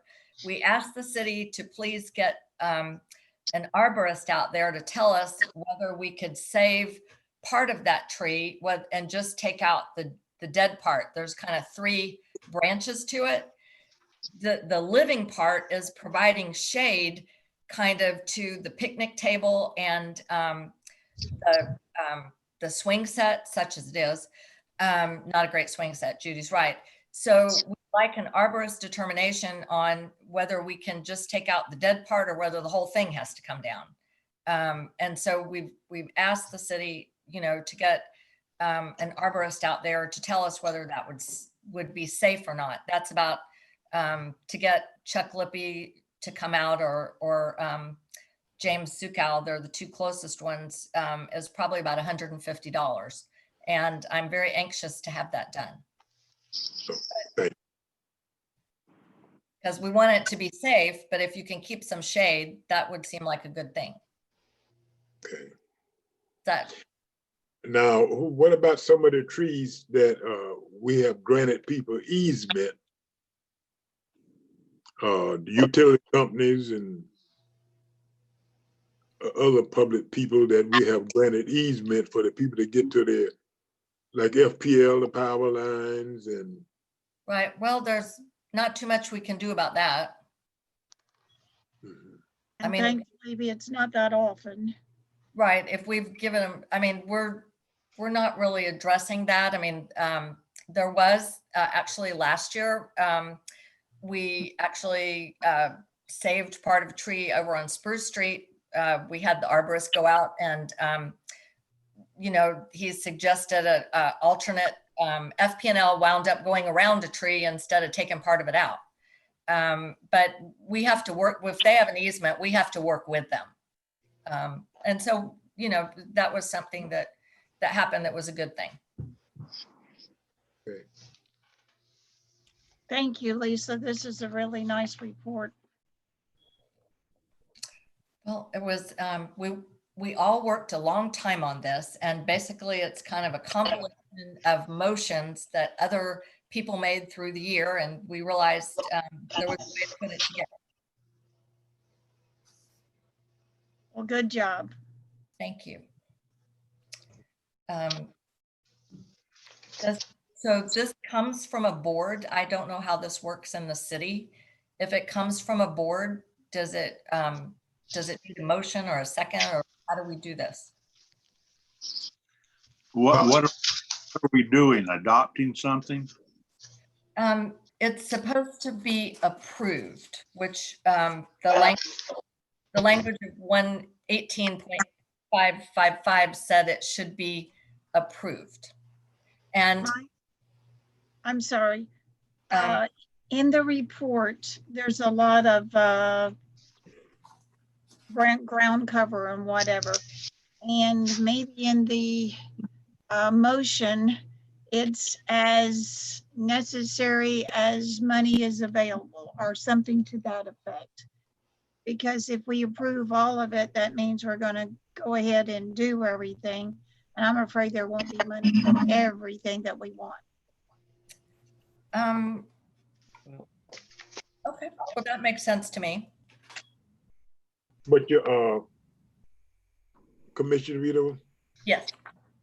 now that meteor coming through town, I really don't think the tree board, I think the commissioners need to make that decision. We let a board last time choose what went out there, and you see what kind of predicament we're in now. So I think the commission should have the last say so about that. I know DOT said we couldn't put grass in it. Right. All grass. All right. Well, that's fine with me. I mean, this is a recommendation. Okay, but we need to put something out there that is low maintenance. We spend numerous hours putting our employees in danger out there in that road, trying to keep it from looking too bad. I seen the fellows out there today pulling grass off it, out of it. It looked terrible, but that's what that committee chose to put out there. So we need it, the commission need to make that call, I think. That's fine with me. I mean, I think you have a good, qualified, experienced tree board with a lot of master gardener expertise in there, but we've made the recommendation. If you want to make the US 17 the final approval by the commission, I don't have a problem with that. One less thing to blame us for. I would hate to see the Catfish Festival. Several of these pictures have some of the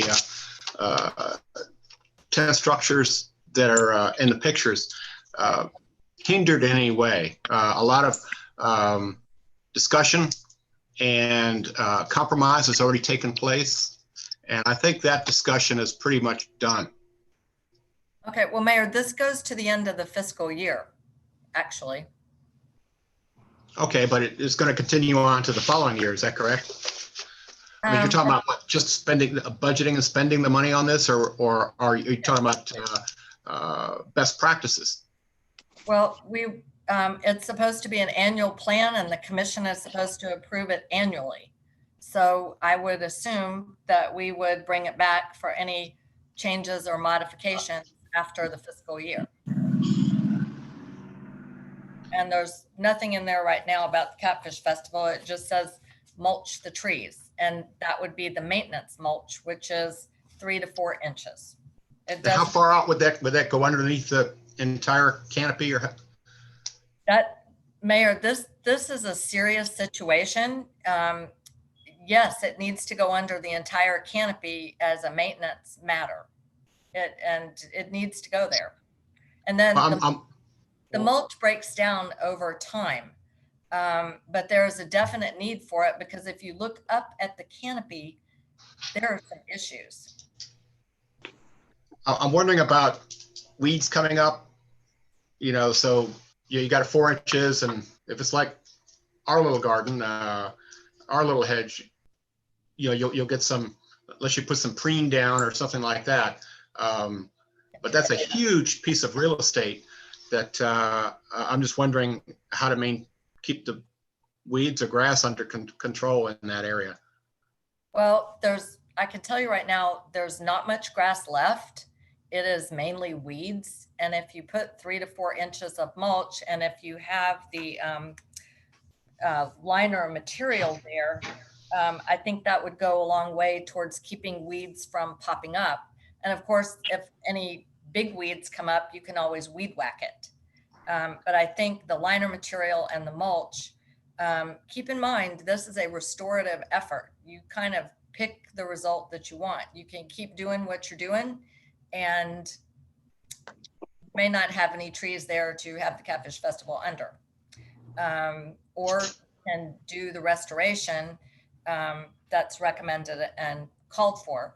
And the mulch does break down over time. That's what helps the soil and the tree roots. That's what relieves the soil compaction. But you know, I think it's worth it. It's a very,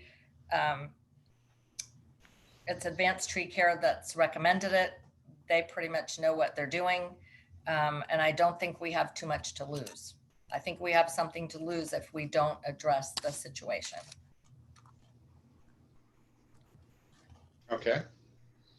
So, and I definitely want to do this for those big oak trees in Colbert Park as well, because they're just getting beaten up some terrible. I don't think you're gonna be able to help them out there on out there by the road, by the gate, the fence. Why would that be? I think it's just a waste of city money putting mulch out there. I really do. Well, I think it would help it. The other recommendation is to actually move the fence a little to get people to park in a little bit different spot. Do we own any land across the street that they can park in? No, I believe that's private property. I could be wrong. Right. All right. Yeah, Well, it's private property. Right. There's parking on 308 on the east side. There's that designated parking there, and there's actually a break in the fence that people can use as an entrance. And the places where they're parking now are about the worst spot they could park. I never see more than 1 or 2 cars out there at the time. And there's actually a small paved area that would be better for them to park on than actually that first tree there is used as a turnaround. And Commissioner Banks, we've looked at it quite a bit. I think with a few adjustments, you could get the cars off the main part of the tree roots and onto kind of that middle part where it's paved. And then people could park on 308. Well, I don't advise for us to tell nobody to park on 308 because 308 is dangerous for kids just getting out of cars and not looking where they're going. So we don't want to do that. We don't want to point nobody that way. That's the purpose, to try to keep them off 308. Well, right now well, that's true, but there is area to park that's better than where the parking is now. That's for sure. City manager and I went out there, and there's a little paved area. We did go out there and we did look at it. One of the things, like Commissioner Banks said, is if you park on 308, you've got cars coming around there at speed, people trying to drop off kids. I don't know about that. The other thing is if you move the fence out and you shorten the area where people are parking, they're going to park across the street where there are other oak trees. Right. Parking on the roots of those trees. I don't know where else they would park in that area where they wouldn't have to walk or now start to fill up Haley's Landing and walk Right. over. Well, I wasn't talking about the whole fence. I was talking about just that small part where that one tree is. Sure. You can't park right on top of the tree. Probably 3 spots, maybe. Well, wouldn't it be a good idea to just let it alone? Do we ever think about things like that sometime? No, not those particular trees. No, I think they're savable, or I wouldn't have said it. They provide a lot of shade for that area. I agree, but how long them trees been there? For your time, my time, and they ain't dead yet. But they're heading that way, Commissioner Banks. They're heading that way. When you look up, it's not good. We also have trees in the city that we put pavement around. And right. Still, just a perspective. We've got trees that we've actually put pavement and people driving around for years. Well, I don't want to belabor it. That's the recommendation. I think there's some good help for it. It's not that big a deal. We put some mulch out there and try to keep people from, move them over a few feet in parking. I think it would help those trees a lot. Well, let me ask you this. What the purpose for mulch? Putting it out there. Because somewhere else I can see a purpose. Okay. But putting it there, I don't see a purpose. Well, it's outside of the grassy area of the park. It's just dirt where people have been parking for such a long time and actually driving around and around. It's created that soil compaction, which deprives the tree roots of oxygen. So putting the mulch down would relieve the soil compaction and improve the ability of the tree roots to do what they're supposed to. It's just a little mulch. Yeah, I understand what you're saying. I got it loud and clear. Okay, but it's up to you. I really think we could find something better to do besides putting mulch out there. Spending taxpayer money putting mulch out there. That's for sure. Oh, but Michael? Well, we got a tree out there need for it fall on somebody's kid and kill them. And we put mulch in the highway. Okay. So that's where it's gonna wind up at. I think, Michael, did you say that we might have a free source of mulch? Unmute yourself, Michael. Yes. So DeVito and I talked about, she's got volunteers. I said, well, I was told that there's a local company that does logging that could give us mulch or wood chips. And I said, we could talk about what they would do and we could work with them, and they're local.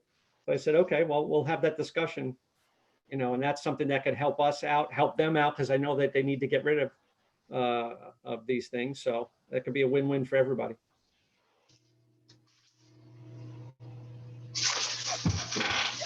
It might not be a big cost, is what the city manager is saying. He's got a line on. Right.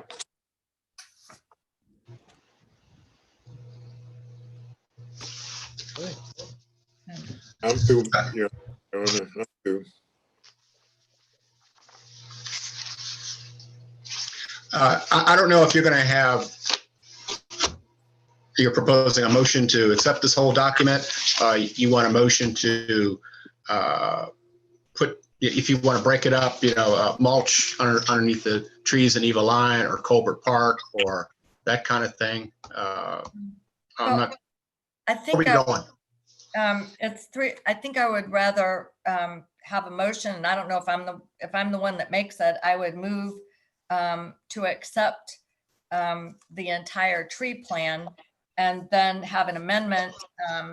I think Commissioner Banks wanted to take out final approval of what would happen in the Highway 17 medians, and which I would accept. And also Commissioner West said that it would all be subject to available budget, which I would certainly accept as well.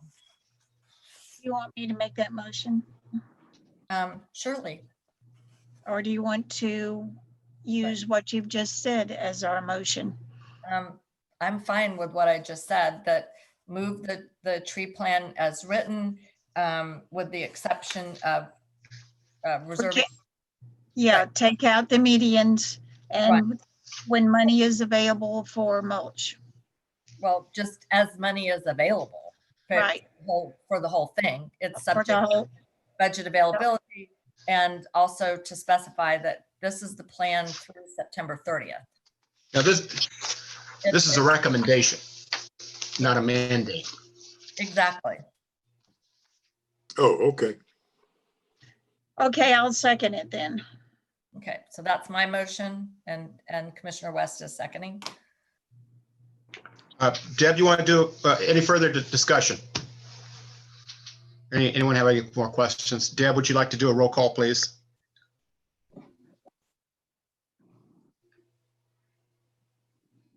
Commissioner West, Aye. Commissioner Kane DeVito, Aye. Commissioner Banks, No. Mayor Peterson. You're going to put it up to me, huh?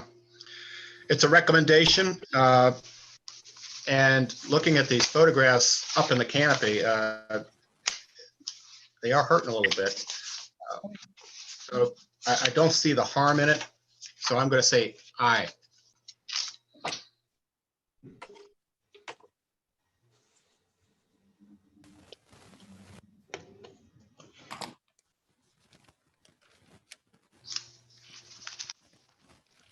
Okay. If I can find my agenda here. Same here. There it is. We're on an 8D. An 8D. 8D, Code Enforcement Magistrate Discussion. I guess that's me. That's you. It is. And I've been in some discussion talking to different people, and I'm wondering, we've had so many cases brought before us to decide, and it seems like it's hodgepodge, or somebody gets a big fine and somebody doesn't get fined at all. It's arbitrary to some degree. It appears that way anyway.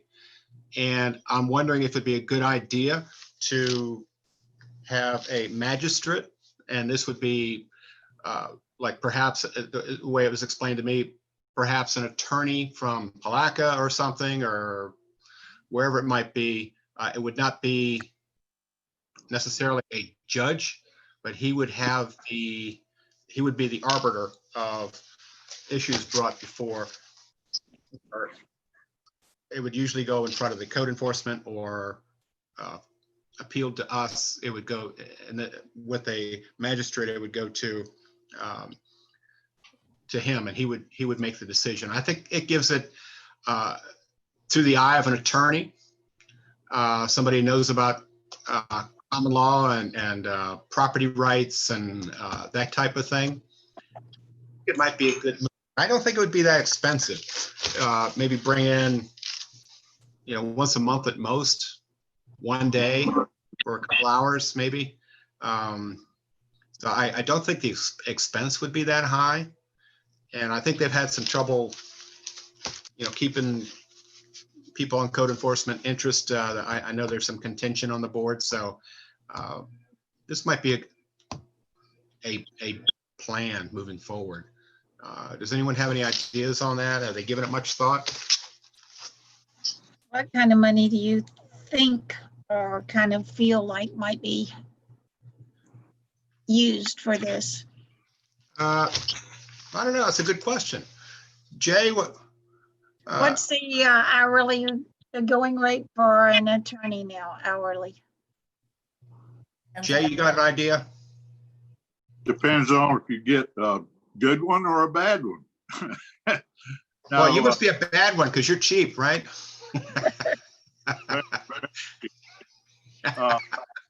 Well, okay, if, Mayor, if I could, we can't afford Jay. Jay- Cost- Jay Jay- I couldn't do it if I wanted to. Right, but Jay would cost too much. But I think really what we're looking for is more of a hearing officer. Somebody, there are a lot of people who do magistrate and hearing work. And I don't think they charge as much for that. I mean, you're going to pay a much different rate for someone who's doing hearing for you than say, you know, a high powered litigator. But probably, you know, somebody at the courthouse could tell us, or I don't know, maybe we would look at another city that has a magistrate for code enforcement. I think it needs to have somebody with a legal background. Well, that a hearing officer would have that. A hearing officer is, you know, like a judge, but they're not a county court judge or a circuit judge. You have hearing officers who are attorneys who hear cases all the time at the larger courthouses. They hear child support issues. They're an attorney, but they're not an appointed or elected judge. Right. Yeah, it wouldn't have to be a judge. It could be just a regular attorney.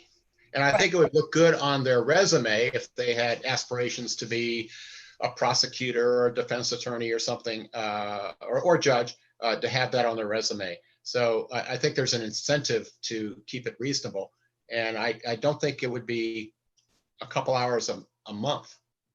Well, Brett, Mayor, if I might. Yes, sir. I think, and I don't know this for a fact, but I think we should probably be able to get someone who would be qualified to make those kind of decisions. And I'm sort of guessing, but I'm thinking nobody's going to come to Crescent City for a trip down there to decide cases for less than $200 or $300. Now, you might be able to parlay that $200 or $250 into hearing 4 or 5 cases, you know, stack them up and get it all done at once. And while I'm speaking to that, you had talked to me one time before about this, and I believe I told you at the time, and want to relay to the whole commission my thoughts on that. It's that the magistrate can be viewed from 2 different ways. One is, in my opinion, and from experience in dealing with a magistrate or a board, the magistrate to me is much more efficient. On the flip side of that, you may have, excuse me, That's my phone, and I'm here in my house. There we got it turned down. I got it. Got it. Oh, I thought that Sorry. was Sorry, that was a landline. yeah, I thought that was mine. Doesn't mean. On the flip side of it, it may not be politically all that smooth. There may be some people get their feelings hurt. Excuse me. Well, while our attorney is away, why we got to move? Why do we have to? Excuse me. Go ahead, Harry. No, the question was that I was going to present was why we got to take it from our code enforcement. We trying to move more and more things out of the city. We need to keep some things in Crescent City. Well, I don't think the mayor was trying to move anything. Just a change in how the decisions are made, either by a board or by a magistrate. I don't envision the city moving their hearings to Palatka or somewhere else. I think it would probably take place right in City Hall. But like I said, it's political more than it is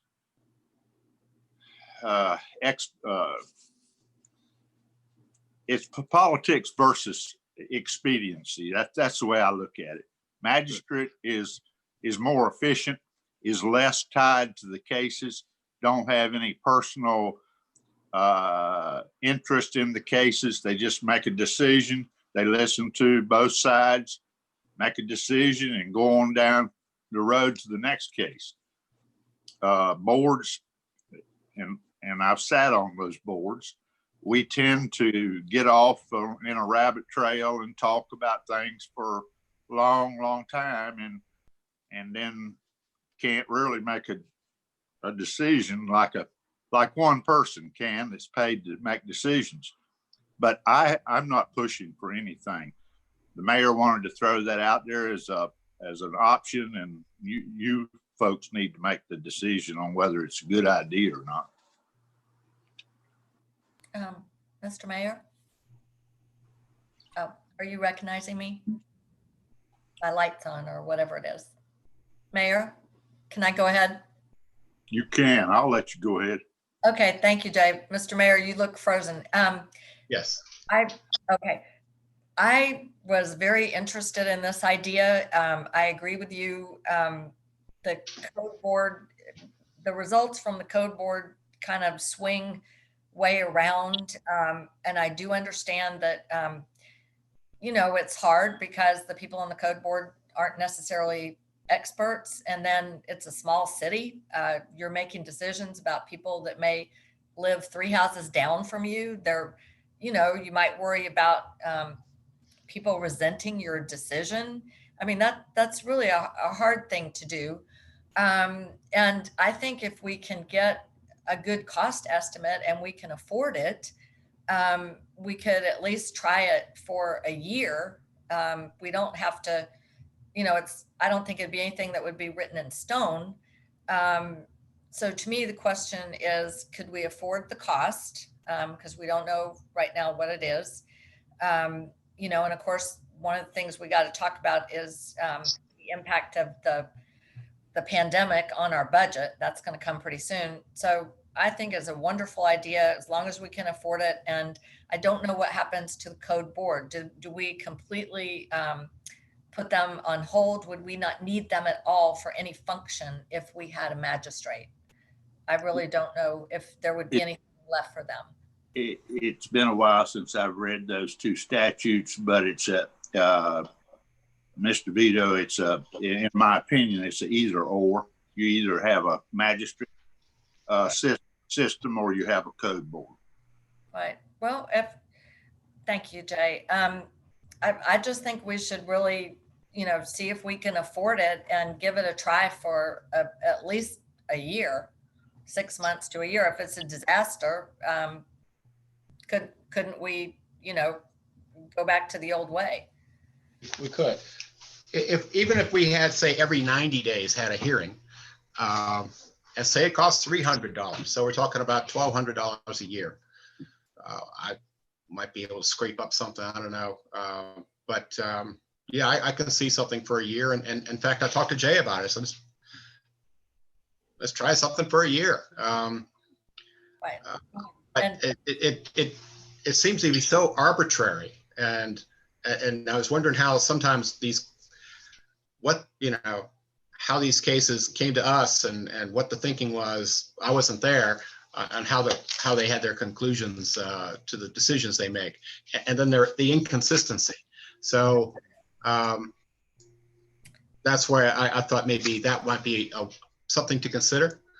And I think it brings some professionalism, and that's why I kind of wanted an attorney or somebody with a qualified to who knows law, who could oversee something like that. So maybe if we don't make a decision tonight, but if Jay could beat the bushes, a rough number, what it might cost, Or maybe we know that now, but I'm thinking $300 for, well, I don't know, if you can go through all those cases in an hour and a half or an hour. I get my Harley work done at $125 an hour. No, but this is easy work. Air conditioned room, sit in a chair, listen. Before you mentioned 90 days, I was thinking a 3-month period. If we could do that, I think it'd be easier than a monthly meeting. And perhaps not combine, but compact the meetings so that they're addressing all of the 3 months period. Yeah, and none of these code enforcement violations, they go on, some of them, as you know, for years. So it's not pressing things. If we don't get this heard in the next couple of weeks or a couple of months, we're going to be in a bind. I don't think the cases that come in front of the code enforcement are those type of cases. So I think every 2 or 3 months would be adequate. I do too, if we're going to give it a try. Well, if I might say, I need to look at those statutes and see if we have to do anything formal to switch gears. Well, let's do this. Let's delay this until you can come back and report to us. Then we'll look at it again next month. That's fine. That sounds fine with me. Deb, we'll have this as a agenda item for next month in July. Yes, sir. Okay. All right. Anyone else have any questions while we're on the subject? No, just thank you, Mr. Mayor. Great idea. All right. 2020 local election process discussion. Oh, okay. Well, I think this is me, right, Michael? Or do you want to talk about it? You're muted, Michael.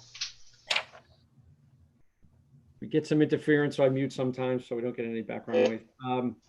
This Right. is something that Commissioner DeVito brought forth for this upcoming election year. So I could let her take the floor and explain it. Okay. Well, essentially, this is something that I brought up with our city manager at the 1st of June. It just hit me, after all this pandemic stuff, that we do have the city election coming up this year for 3 seats. Not mine. I was elected 2 years ago, so I have a memory of this.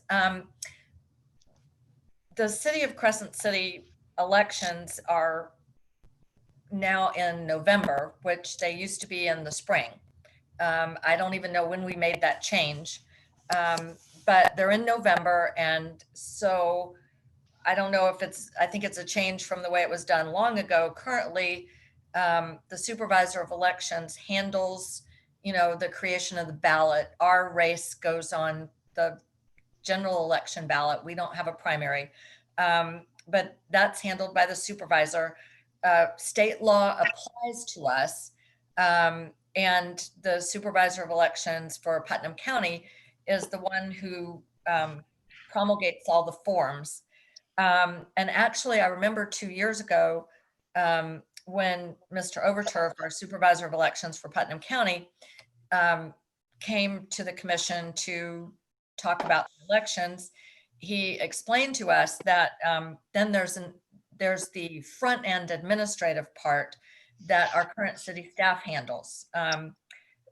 Deb Wazowitz, our administrative assistant, handles the handing out of the packets to the candidates. She sits down with the candidates and explains the election process to them. But when they turn their paperwork in, the documentation comes from the supervisor of elections, and everything, including the petitions, go back to him.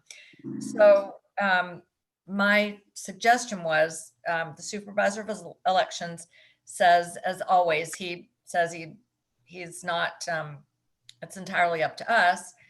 He doesn't need any more work, but he handles everything from A to Z, for example, for Pomona Park. And my thought was that maybe we would want to consider letting him do that for us this year. Not because our city staff doesn't do a great job. I felt completely taken care of 2 years ago, but workload is always an issue for us.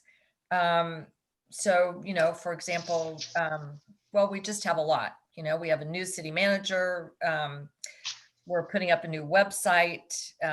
The pandemic has not been easy. And my thought was it would free up our small staff for other needed things. And we really don't have much backup for our small staff.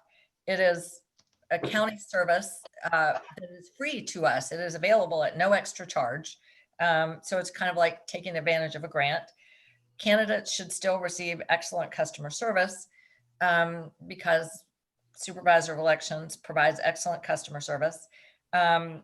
There's no way anymore that people can, just walk into City Hall and do everything with a pen and paper. You have to, all your election reports have to be on computer.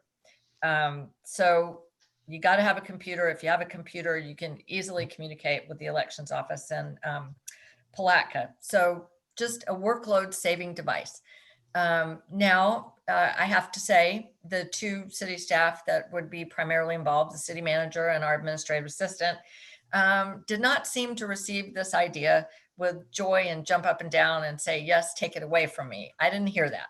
So I'm just saying that's an option to us this year or in the future. I'm not quite sure why, as busy as our city staff is, they would want to keep this thing that somebody else is available to take care of. But that was my original thought, just to give us more time for the things that truly belong to the city and maybe let the elections office handle the front end part of the election as well as the actual balloting. So, but it didn't sound popular with staff to me. Well, I think all we do now is just put them on the right track. Yeah. It's not a whole lot of work that Deb does now. Right. Well, I remember sitting down last year and it does take time. I mean, I respect you now. You calm down a little bit. So, I think it might be something to study in the future. But right now, I think we need to go ahead on and do it this time here. Then maybe we can change it next time. okay, fine with me. That's I put it out there. That's my opinion. Right.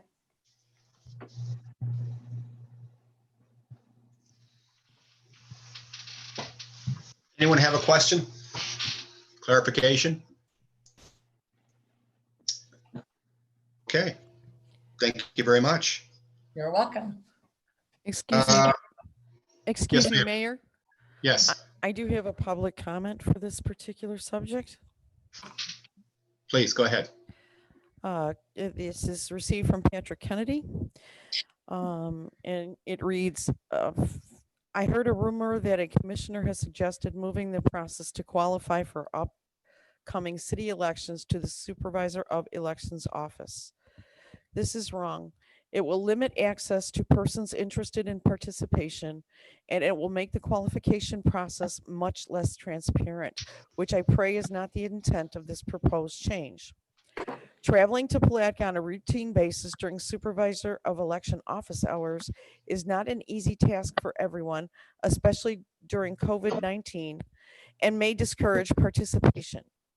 In a tight qualification window, citizens should have real-time information regarding who is attempting to run for office. Engaging their qualifications in a timely manner is a fundamental responsibility of City Hall. At the very least, such a fundamental change in the process so close to the current election will create confusion and suspicion. That concludes the public comment for this subject. All right. Thank you very much. Mayor, could I respond to that? Please. I too was worried about access, and I definitely checked on that with the Supervisor of Elections. He said, things could be handled by phone and email, And he also offered to include our candidates in a information session that he was doing for the ones in Pomona Park. So I do understand access. I wouldn't want to diminish that whatsoever, and that was not my intent. And I really am mystified about Mr. Kennedy saying that it would be less transparent because the supervisor of elections office is very transparent. I don't understand that part, but that's all right. We're not going forward with it. And I guess I can ask Mr. Kennedy later. So that's fine. All right, thank you. If no one else has anything to add or comment, let's move on to public hearings. Michael, you've got that in there. What is that? Oh, we don't have any public hearings. That's once again, it's a holder. In case we do have public hearings, that's where it would be. Yeah, we'll have to talk about holders. Additional reports and comments. Okay, so right now we've got, I'll just give you a little update on what's going on. 1 second. So just to give you a status update, we went out to bid for the Harry Banks ball field lights and for the demolition of the old med building. So they should come back at the end of the month. We are still in the final process of our CDBG grant for Banks Park, where we did the Bay Street Clemens paving. We're just trying to get the contractor back to finish some punch list items. We've got some additional money. It was a really small amount to put a couple more trees and a little bit of landscaping out there. So that should be going on the next week or so. And then our FDOT Central SCOP project, DOT had contacted me about they're trying to get their final design plans, and we're working on CEI services. We'll be going out with an RFQ for that. So to get inspection service. And what is that one for? Central Avenue. Oh, okay, okay. Small county, yeah. Okay. And just to add, we've had local testing here, which is good. We've worked with the emergency management to talk about one of the discussions we had early on for COVID testing was they opened it up at first because of availability for testing kits and money and personnel. They opened it up to the employees, and I urged them that sometimes in South Putnam here we feel a little like we need to get more represented, and they now are starting to see more testing. So they had this week at our fire station for testing, and then I believe on Saturday there's going to be testing at Azalea Health, even though I've not received the final word on that. So that's some more stuff that we're starting to see in our city. Yeah, I've got 6:13 written down, but I don't have a time. I assume 10 to 2. No, I saw 9 to 12. 9 to 12, okay. Yes, and that was from the health department. It was on Christine Barber's page. And it was, if you go 10 to 2, you're gonna be late. Okay. Well, the last one was 10 to 2, so I just, okay. Well, I look, do you want to go? What happens when you assume, right? Yeah, no, I was surprised. You could sleep right through that one. Okay. You have questions for the city manager? I was going, if we don't. Because I do have a couple of questions. Mhm. One is about the water and sewer reports. I had asked you about those. Those follow a standard format, and I'm trying to find my copy. We are forbearing and not doing cutoffs because of COVID, but the report doesn't tell us anything. It just says 0 cutoffs, 0 restorations. Mm-hmm. It doesn't tell us how many people would have been cut off if they're, how many people did we forbear and not cut off because of COVID? And when we had that conversation, Right. When we had that conversation, I looked at this was yesterday. Right. Basically, it's about 30% of the people. That's it for non-cutoffs for people in 30, 60, 90 days. Right. One of the things is we have been not disconnecting service, but I think at this point now we're going to start to do that next month, unless someone called up and said, hey, and we've had a few of those calls and and say, I'm now getting back to work. And, you know, and if you just work with me, and we were like, fine, but I think this is the time now we're going to start to do that. Right, but I'm saying just so that we can understand how COVID affected or whatever, instead of just 0, 0, 0, it would be nice. We'll see those numbers next month. Right, to break it out. And then the other question I had for you, if we could have this in future, it looks like we have lower billings for all of our utility services this year compared to last year. And what I was asking you is, it would be nice to know what the number of customers is, you know, commercial and residential. Like, does this reflect fewer customers or energy conservation? It sounds like a Jocelyn question. It is, and I'm working with utility billing. Like I said, next month we can get some numbers. I'll have her put it as part of the main packet, and then we'll probably have a better idea. Right now, if you said to me, how does COVID affect it? I wouldn't know. We need to look at this month's billing to go to next month. Right. So we have what for the month of June. Right, but really, my question is, what is the what's the numbers behind the lower billings? Are we? I'm saying, Commissioner, next month we'll provide all those numbers. Okay, I just wanted to make sure you knew what I was asking.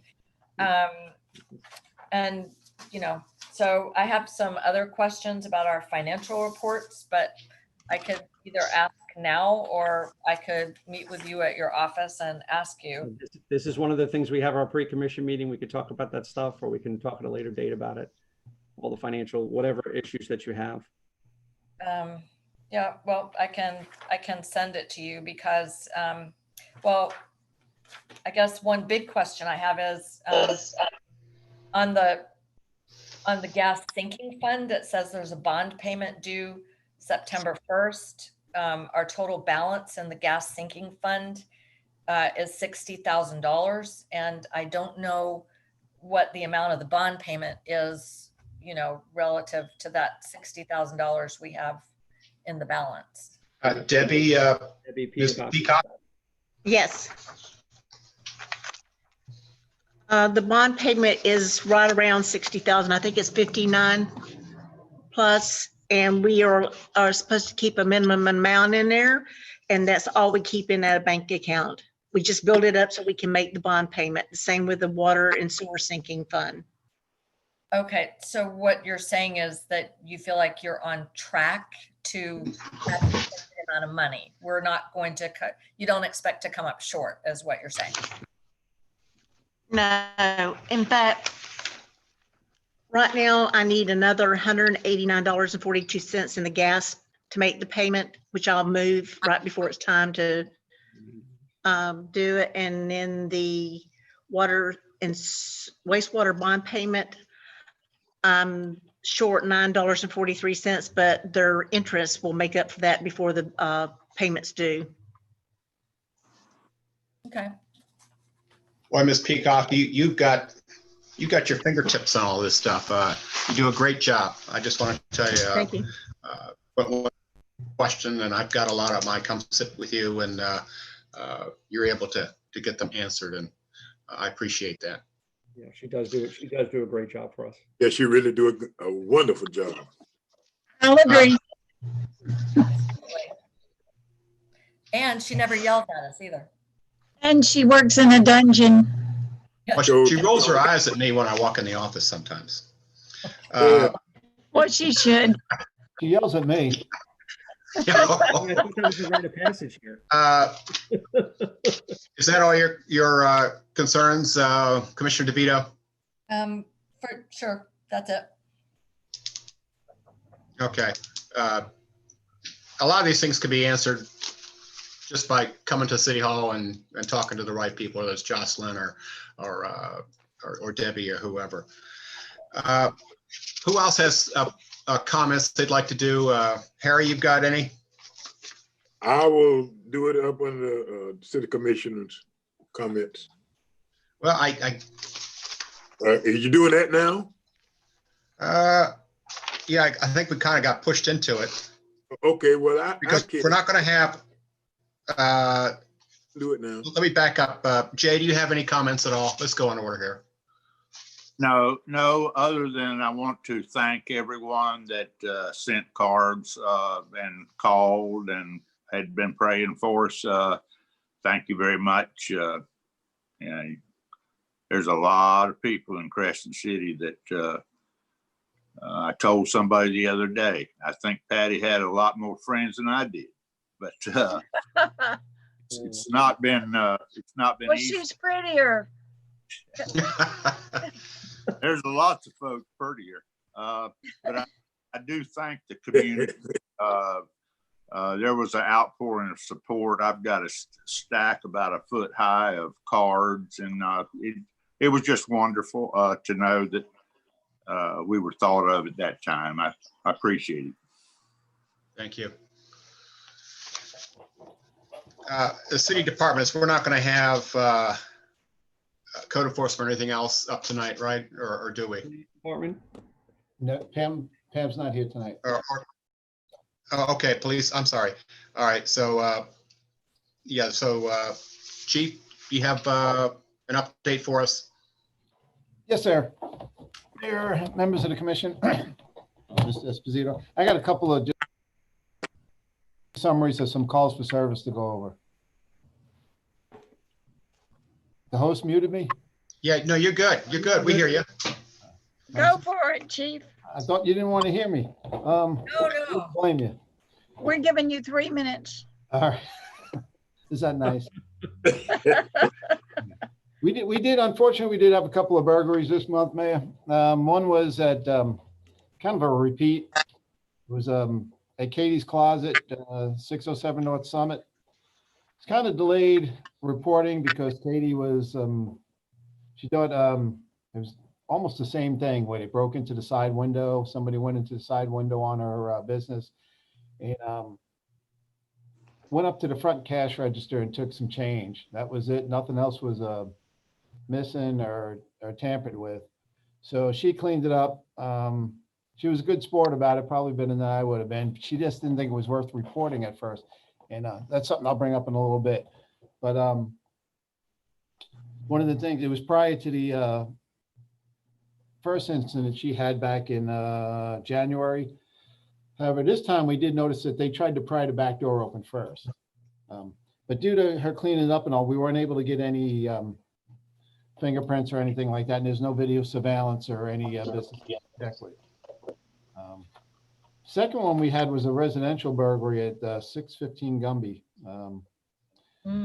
The homeowner went to work about 7 a.m., didn't return to about 10:30. And he leaves his windows open because of smoke. He wants air out the house. Somebody must have noticed that it went in there and broke into his residence, took TV, his iPad, and a couple other items. The property manager was notified. We're waiting to hear back from him. Hopefully, maybe there's some video surveillance there. He hasn't got back to us yet. We need to follow up on that. We did a neighborhood canvas, which met with negative results. The third burglary you're going to see on your police report is really wasn't a burglary, more of a fight, but it fit the criteria of a burglary by definition, so we called it. It was down on Bay Lane. Two subjects known to each other, and a female and her ex-boyfriend. But I think we went a little light on him as I read this because he actually kicked in the door and went in there, and then they got into an altercation. But once you break in and then commit another crime, it's considered a burglary. So that's why it's listed as a burglary on status. That case was cleared because we knew who it was by an arrest. Couple of larcenies. We had one 529 North Summit Street, which is a Circle K. The had a new clerk down there, a new employee who was there for about a week. He was under suspicion for stealing money. The manager had an idea something was wrong. They did an audit, and some video surveillance, and it showed the employee in question. He was taking the cash from the customers when they came in and putting it in his pocket. He also knew what he was doing because he made special deposits in white envelope that when she checked, there was no money in there. He had left before he confronted the subject. He lived up in Pomona Park. That case is now in the warrant process. We had his name and all that. We put a warrant out for him. He left the area, but it's a nationwide. Hopefully we'll pick him up and get an update when we get called by whoever runs into this clown. North Summit 701 to Dollar General. This knucklehead went in there and stole four wicker chairs from the store without paying for them. As we checked the area, we found him around the corner, still with the chairs in his hands or on his possession. So he was arrested and also served a trespass warning from returning back to the store. Another report we took was a larceny. The Palm Coast, I'm sorry about that. Long night. The Crescent City Women's Club. Somebody inside, and this is a tough one to crack because somebody went in there and took all their meats, chickens, hams, turkeys that they use for their Tuesday luncheons. And when the president came in and the vice president, all the meat and all the debris or whatever, the blood from the thing was on the floor and they cleaned it up. They waited about a week to call us though, till the next food delivery. The problem we have with solving this one is so many keys are given out. So we can't, we have no suspects. And also they have a policy which they agreed to change is if you rent the club, instead of somebody open it and letting you back in at night or closing for you, they give you a key. So we don't know how many duplicate keys can be made. It can be out there from somebody who rented the building for the night, made a key or whatever. So they're going to go ahead and change the locks and change that policy. You want to rent the club, you need to go ahead and meet the president, vice president, their representative to let you in. And then when you're done, they'll close it. You'll get your deposit back that way. It's just a shame that somebody took the meat that was meant for all these seniors that they get, for their Tuesday lunch. And they got some donations and nobody missed a meal, but it's just a point. We had one, you'll see we had one disturbance domestic that was cleared with an arrest. The other arrest was a fight we responded to down on Bay Street between two people. One was cooperative, the other was drunk and wasn't. And he pushed us to a point where he was arrested for disorderly intoxication, and he was brought down to the Putnam County Sheriff's Office. Did pretty good on vehicle crashes this month. Didn't have any to speak of. The only one we did have was a parking lot crash in the Circle K. Minor backed into each other. We went ahead and worked it as a crash at the owner's request. We could do a drives exchange, but one of them wanted to report. We've already mentioned the Sheriff's Office and that we thank them. You guys already did that and I appreciate it. Two other things I want to touch on, Mayor. One, there was, I wouldn't say complaint or what, miscommunications on sometimes. I think it got on social media and nobody was unhappy of it. I just want to clear something up. A couple of calls went around that, break-ins, and the people don't report them because they would seem really minor to them, but other people get upset when they hear about it and they want to know about it. So what we're encouraging is if you do have a break-in or a crime, no matter how small, let us know about it, because there was two incidents that the police department wasn't notified about, and then the people asked why nothing was done. And if we didn't know about it, we can't do nothing. So just asking for that. Just notify us, and we'll do what we can for you. One last item I wanted to bring up, Commissioner DeVito had just asked for clarification on something. There was a difference between a golf cart and a go-kart, and she just wanted me to bring it to people's attention. We're a golf cart community friendly by ordinance, so you can drive your golf carts in the city. We all know that, other than 308 and 17. However, she had seen some go-karts and just wanted a clarification on it. Go-karts got to be street legal and street ready with registration and license plates, which they can't, so they're not legal. So we're just asking if somebody sees them again to give us a call. And Commissioner, we just wanted to clarify the difference between the two and make sure people were aware of it. So no go-karting on city streets? No, ma'am. No, you could, because You can't put them with a, well, first of all, by ordinance, the golf carts we can do. Yes, yes. The go-karts, you can't make them street legal because they're illegal. So Ah. anything that's like that has to have a tag and be registered, and they're not. So, yeah. So So they're out there. Okay. should clarify it. Thank you very much. I think, unless you have any questions, Mayor, that's it. Well, just to add to your last point, I don't know if I'm breaking up because everyone else seems to be.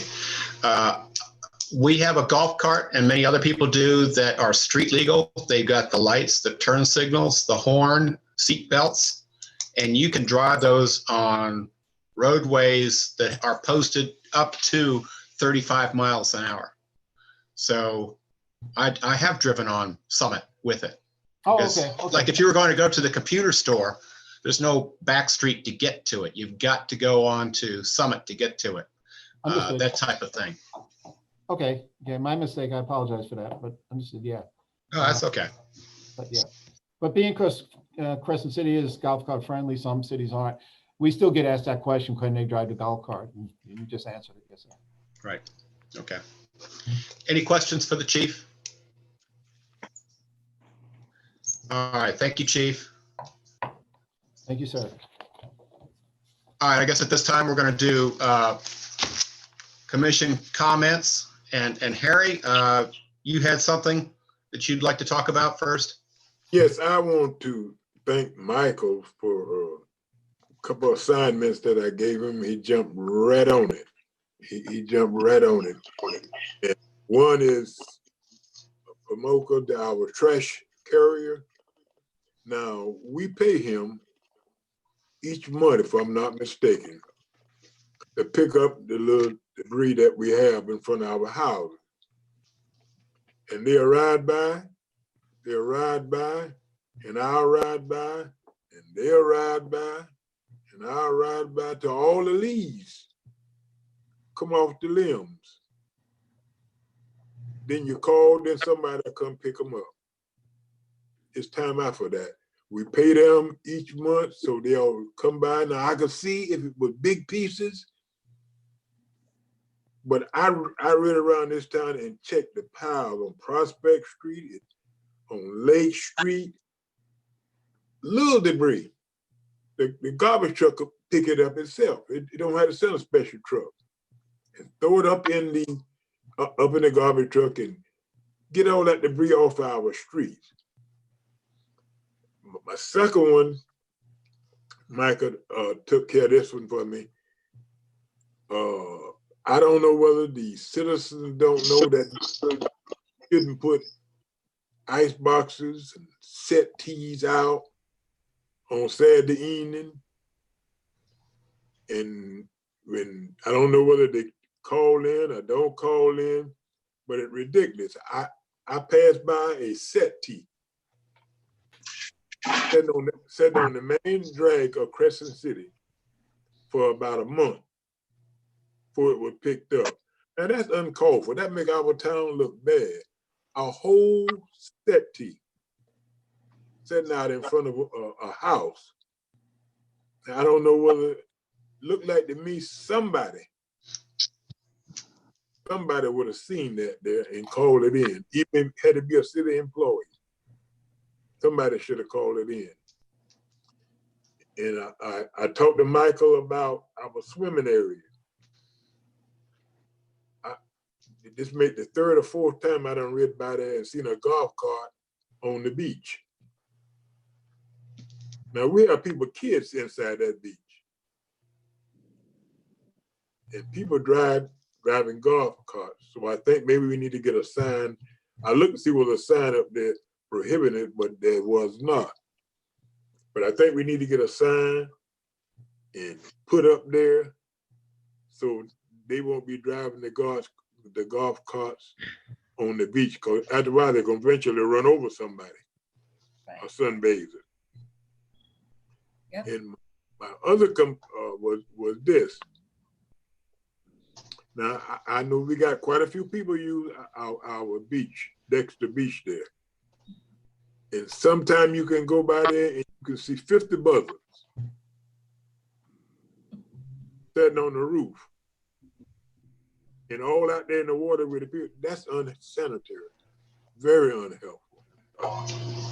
So I talked to Michael, and he gonna try to come up with a plan that evidently he used over there in Palm Coast to try to prevent that. Now I read about it a couple of days and I didn't see no bother, but we had more people down there. But they about to take over the place, and to me that's unsanitary.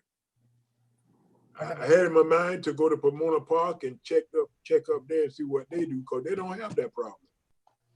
I don't know. They don't have the buzzards we have either. I don't know what it is, but they love. Boy, we have buzzards. Jeez. They love our waterway where the people go in. Yes, and they're protected. So. But partly But, garbage. I want to appreciate took my time and went in there and talked to him. I didn't, but I just wanted my hand go out to him because he jumped right on it. Mike, let me ask you a quick question. When do you anticipate the new website becoming fully functional? I know it's a process, but I won't hold you to a date. Just kind of what do you expect? I don't know, and I hesitate to answer that because some of these things that I have to look at have to do with forms. They have to do with codes. They have to do with documents we put up there. I got to make sure that they're ADA compliant. And they're all right. And they're all right, so somebody could read them, Right. and they're not just pictures, things like that. Okay, okay. So that's one of the things that slows the process down. And then we want to make sure that we update them, and I go department by department and kind of make sure that we're giving out the right information, updated information. Right. But as they come Okay. on, I've been making them visible or putting them out there. So it's been a slow process, but we're getting there. All right, thank you. Lisa, real quick, why don't we use cypress mulch? That was one of the comments in the tree report. What's wrong with cypress mulch? Well, I think because I think it's hard on the cypress trees. You want to avoid. All right, avoid using it. Okay, that's good. That's all. Thank you. Sure. Anybody else? Yes, I have two issues that I want to bring up that were mentioned to me by members of the public. One is, and I thought this was a great suggestion, when there is the local COVID testing, could we not run that onto the marquee? Because apparently when it's just out there on social media, apparently not, it's whole different group. It's been suggested if we could get that COVID testing up on the marquee that would see it while they do it.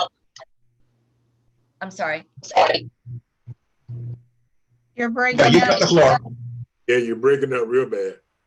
Oh, Everyone, I think, is. oh, did y'all hear what I said about? We could put that on there. On the marquee, yes. Yeah, because it comes up fast and people see it. Then Yeah, if you had talked to Deb about that earlier this week, she could have put that up. I don't think that would be a problem. yeah, I mean, it wasn't. That's something we need to, sorry? It wasn't my idea. A member of the public asked me today, could the city, put that up on the marquee? Yeah, So if I see it on social media, Right. forward it, to Deb or Michael or whoever. Boy, we're having a lot of interference. The second issue is, and I did talk about this, sounds like there's background noise. I've seen on social media, and I communicated with someone directly, if Michael could work on getting clarification for us, and maybe we could talk about this next time. There's some confusion when, as Commissioner Banks was mentioning, if Waste Pro doesn't pick up, or in one case, they actually ran over someone's trash can. They pick up a lot of stuff for a good price, but there is an issue with trash cans being thrown in the street, and one homeowner actually saw them run over her trash can that they had dropped in the street. So there's just a little bit of confusion as to whether City Hall is directing people to contact Waste Pro with their complaints directly. It seems to me that, we should be compiling complaints because we have the contract, and, we should try to give good customer service. So I just wanted to let this person with the destroyed trash can know that I did bring it up. Actually, in my opinion, it would be very fair for Waste Pro to replace that trash can. But also, if we could just get in future some clarification about what the city policy is going to be as far as running interference for customer service issues with Waste Pro. Well, I don't need to go. I can comment on that now. I did talk to Waste Pro about not that issue, but other issues. And they said that they would be making a change if they saw any other kind of service that wasn't being provided or not adequate. One of the things I did talk to the supervisor of Waste Pro, having him come here periodically and talking about, how this service works and things and what kind of level of service they're getting here, they're providing here. So If I could, that's adequate. if I could jump in here, just because we're on the subject, and Harry talked about the Waste Pro, and you last month also, Commissioner DeVito mentioned it, and I had talked to Michael.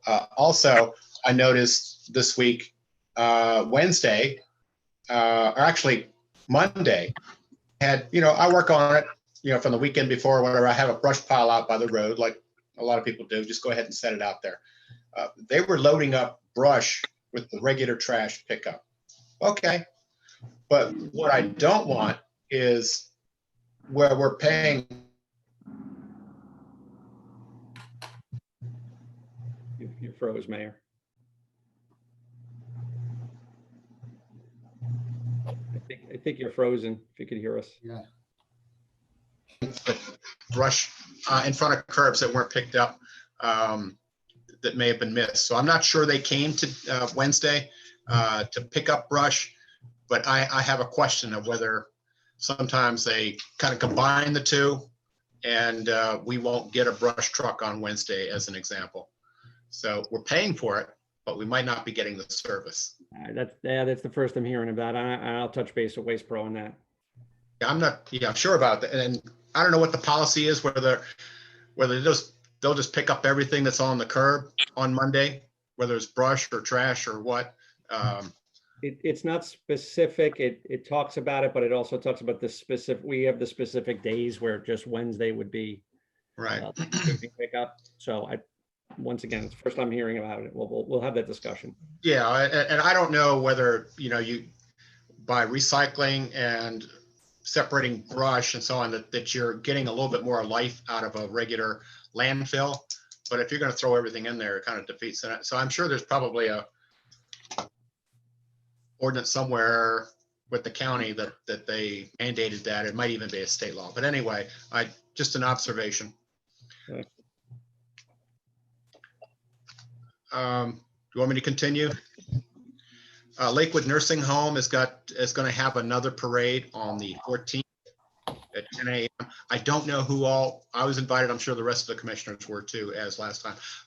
I don't know if they want the whole public, because it could really get out of hand, but that's coming up. What time, Mayor? 10 a.m. 10 a.m. Get us through there before it gets too hot. On the 14th? Yes, sir. Okay. I can get with Jay on this as a sidebar on another day, and that's the Masonic Lodge. I emailed a few of you, and the owner or the person of record on the GIS says, I don't know anything about it. So I don't know if we could do a quick claim on it, because the building has been condemned, and it's a little bit of a nuisance. You know where it is, right across from the tree on Main Street, just north. Yeah. North Main. We'd have to tear it down. I asked Pam if there was any fines on it. She said no. So the payment is up to the taxes are up to date, but it's a, I don't know if there's certain taxes they have to pay and other it's sort of like a church, whether you have to pay fire and so on, but the other tax, the valorum tax, you don't pay or something. I don't know, but it is up to date. So that's something maybe to look at, Jay, and whether that would be a practical thing to do. Consider doing a quit claim or something, or if he is the legal owner and says, I don't want anything to do with it, maybe we can get him to write it off or sign it over. I don't know. It belongs to our organization, Mayor. Belongs to the Masonic. Right now, I don't know who in charge of it anymore. Right. But years ago, I used to be a member of it, but the younger generation took over and it gone. It, you know, in the last 18 months, that place has gone downhill. It used to have, that sign's gone. And I remember telling Marcus, you need to grab that sign before it disappears. Just put it in a safe place, because that's history. It's gone. Anyway, the door's open, and so it's a nuisance. Moving on, okay, we talked about the highway maintenance on 17, whether we're going to do contract or not on that. That's another issue. And did we, and I could again talk to you about this, Michael, that apron I talked about, the last house, southernmost house, or driveway rather, on Prospect. Has that been addressed, or is that still being negotiated, or what? I'm sorry, you are muted, Michael.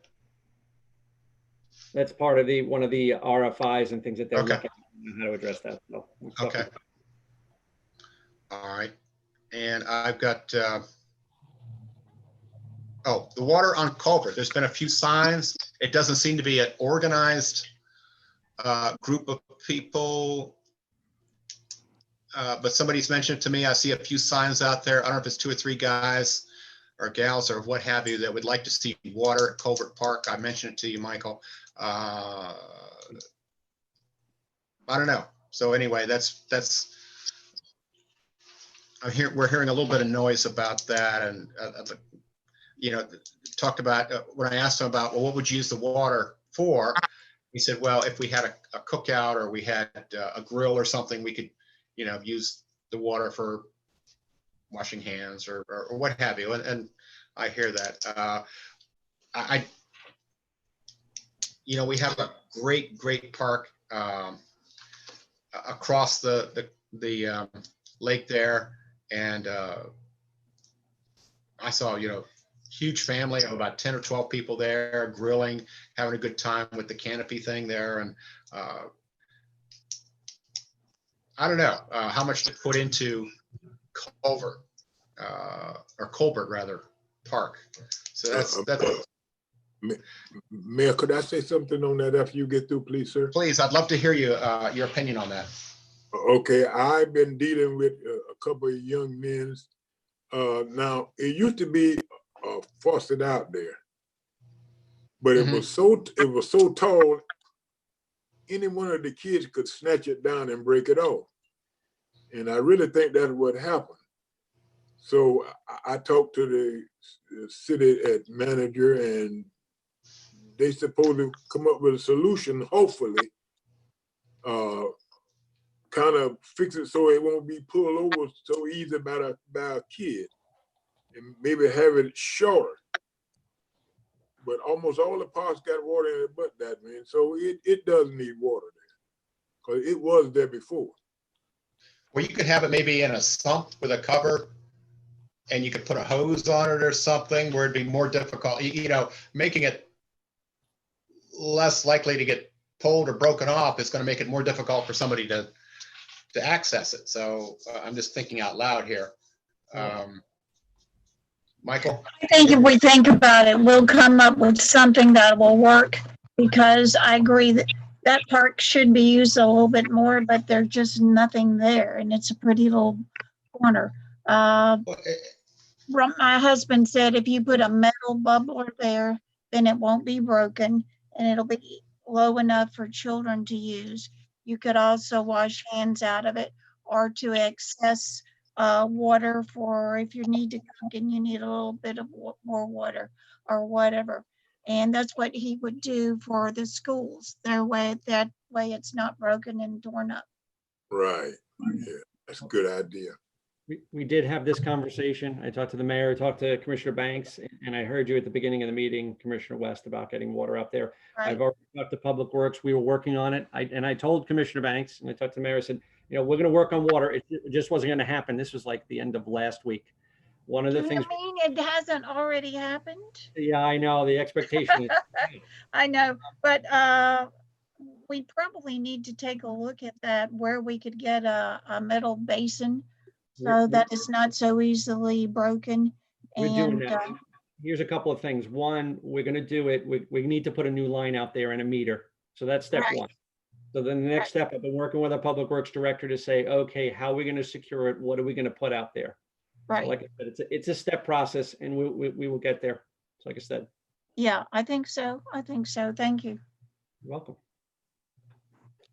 Okay, anyone else thoughts on water out of Colbert Park? No, but Mayor, I did have well, just a couple of scheduling things I wanted to bring to our attention. If I Well, can. I guess we can, hold on now. I guess we can, I was asking whether anyone had any comments on the Colbert Park. No, I'm saying, no, I don't, but I do have something about things coming up. So no, I All don't. right, well, go ahead. Well, hold on, I have to find it. Hold on just a second. What I was going to talk about was just to make everybody aware of when the League of Cities virtual conference is going to be, and also the, sorry, I can't find my notes. I wrote this all out. The League of Cities conference, Commissioner Banks and I went last year. That's usually in August. They are not having an in-person conference this year because of the pandemic. And I don't know if City Hall has the dates. I just can't put my hand on it right now. They're going to have, and this is kind of good news for a small budget like us, League of Cities is going to have virtual events that occur during the day from something like 8 to 3 that Good. supposedly we'll be able to, you know, do online or whatever. And somewhere I've got the dates. Well, could you leave it up to City Hall? Sure, I can. Oh, it's August. Well, and this is the interesting thing. League of Cities conference is supposed to be August 13th to 15th. It's going to be during the day from 8:30 a.m. to 3:30. And in a way that's good because that is our city commission week. And if it was going to be the regular in-person conference, it would completely conflict with our Thursday regular commission meeting. Right. Then, you know, the Florida Redevelopment Conference, which is for the CRAs, that is going to be October 14th through 16th, which is Tuesday through Thursday. And that is very close to us. That's going to be at Ponte Vedra Beach at Sawgrass. So we might all want to get that on our radar screen. Since we're not going to be going in person to League of Cities, we might want to make an effort to, you know, register and take advantage of some of the things happening right up there at Sawgrass. I doubt it could get any closer. So that's a good thing. That's October 14, 15, and 16, Ponte Vedra Beach. And I'll take this to City Hall, Commissioner Banks. I will. Thank you. Sure. All right, thank you. Anyone else have anything to say before we close it out tonight? Close it out. Hearing nothing more, this meeting is closed. Thank you. Good night.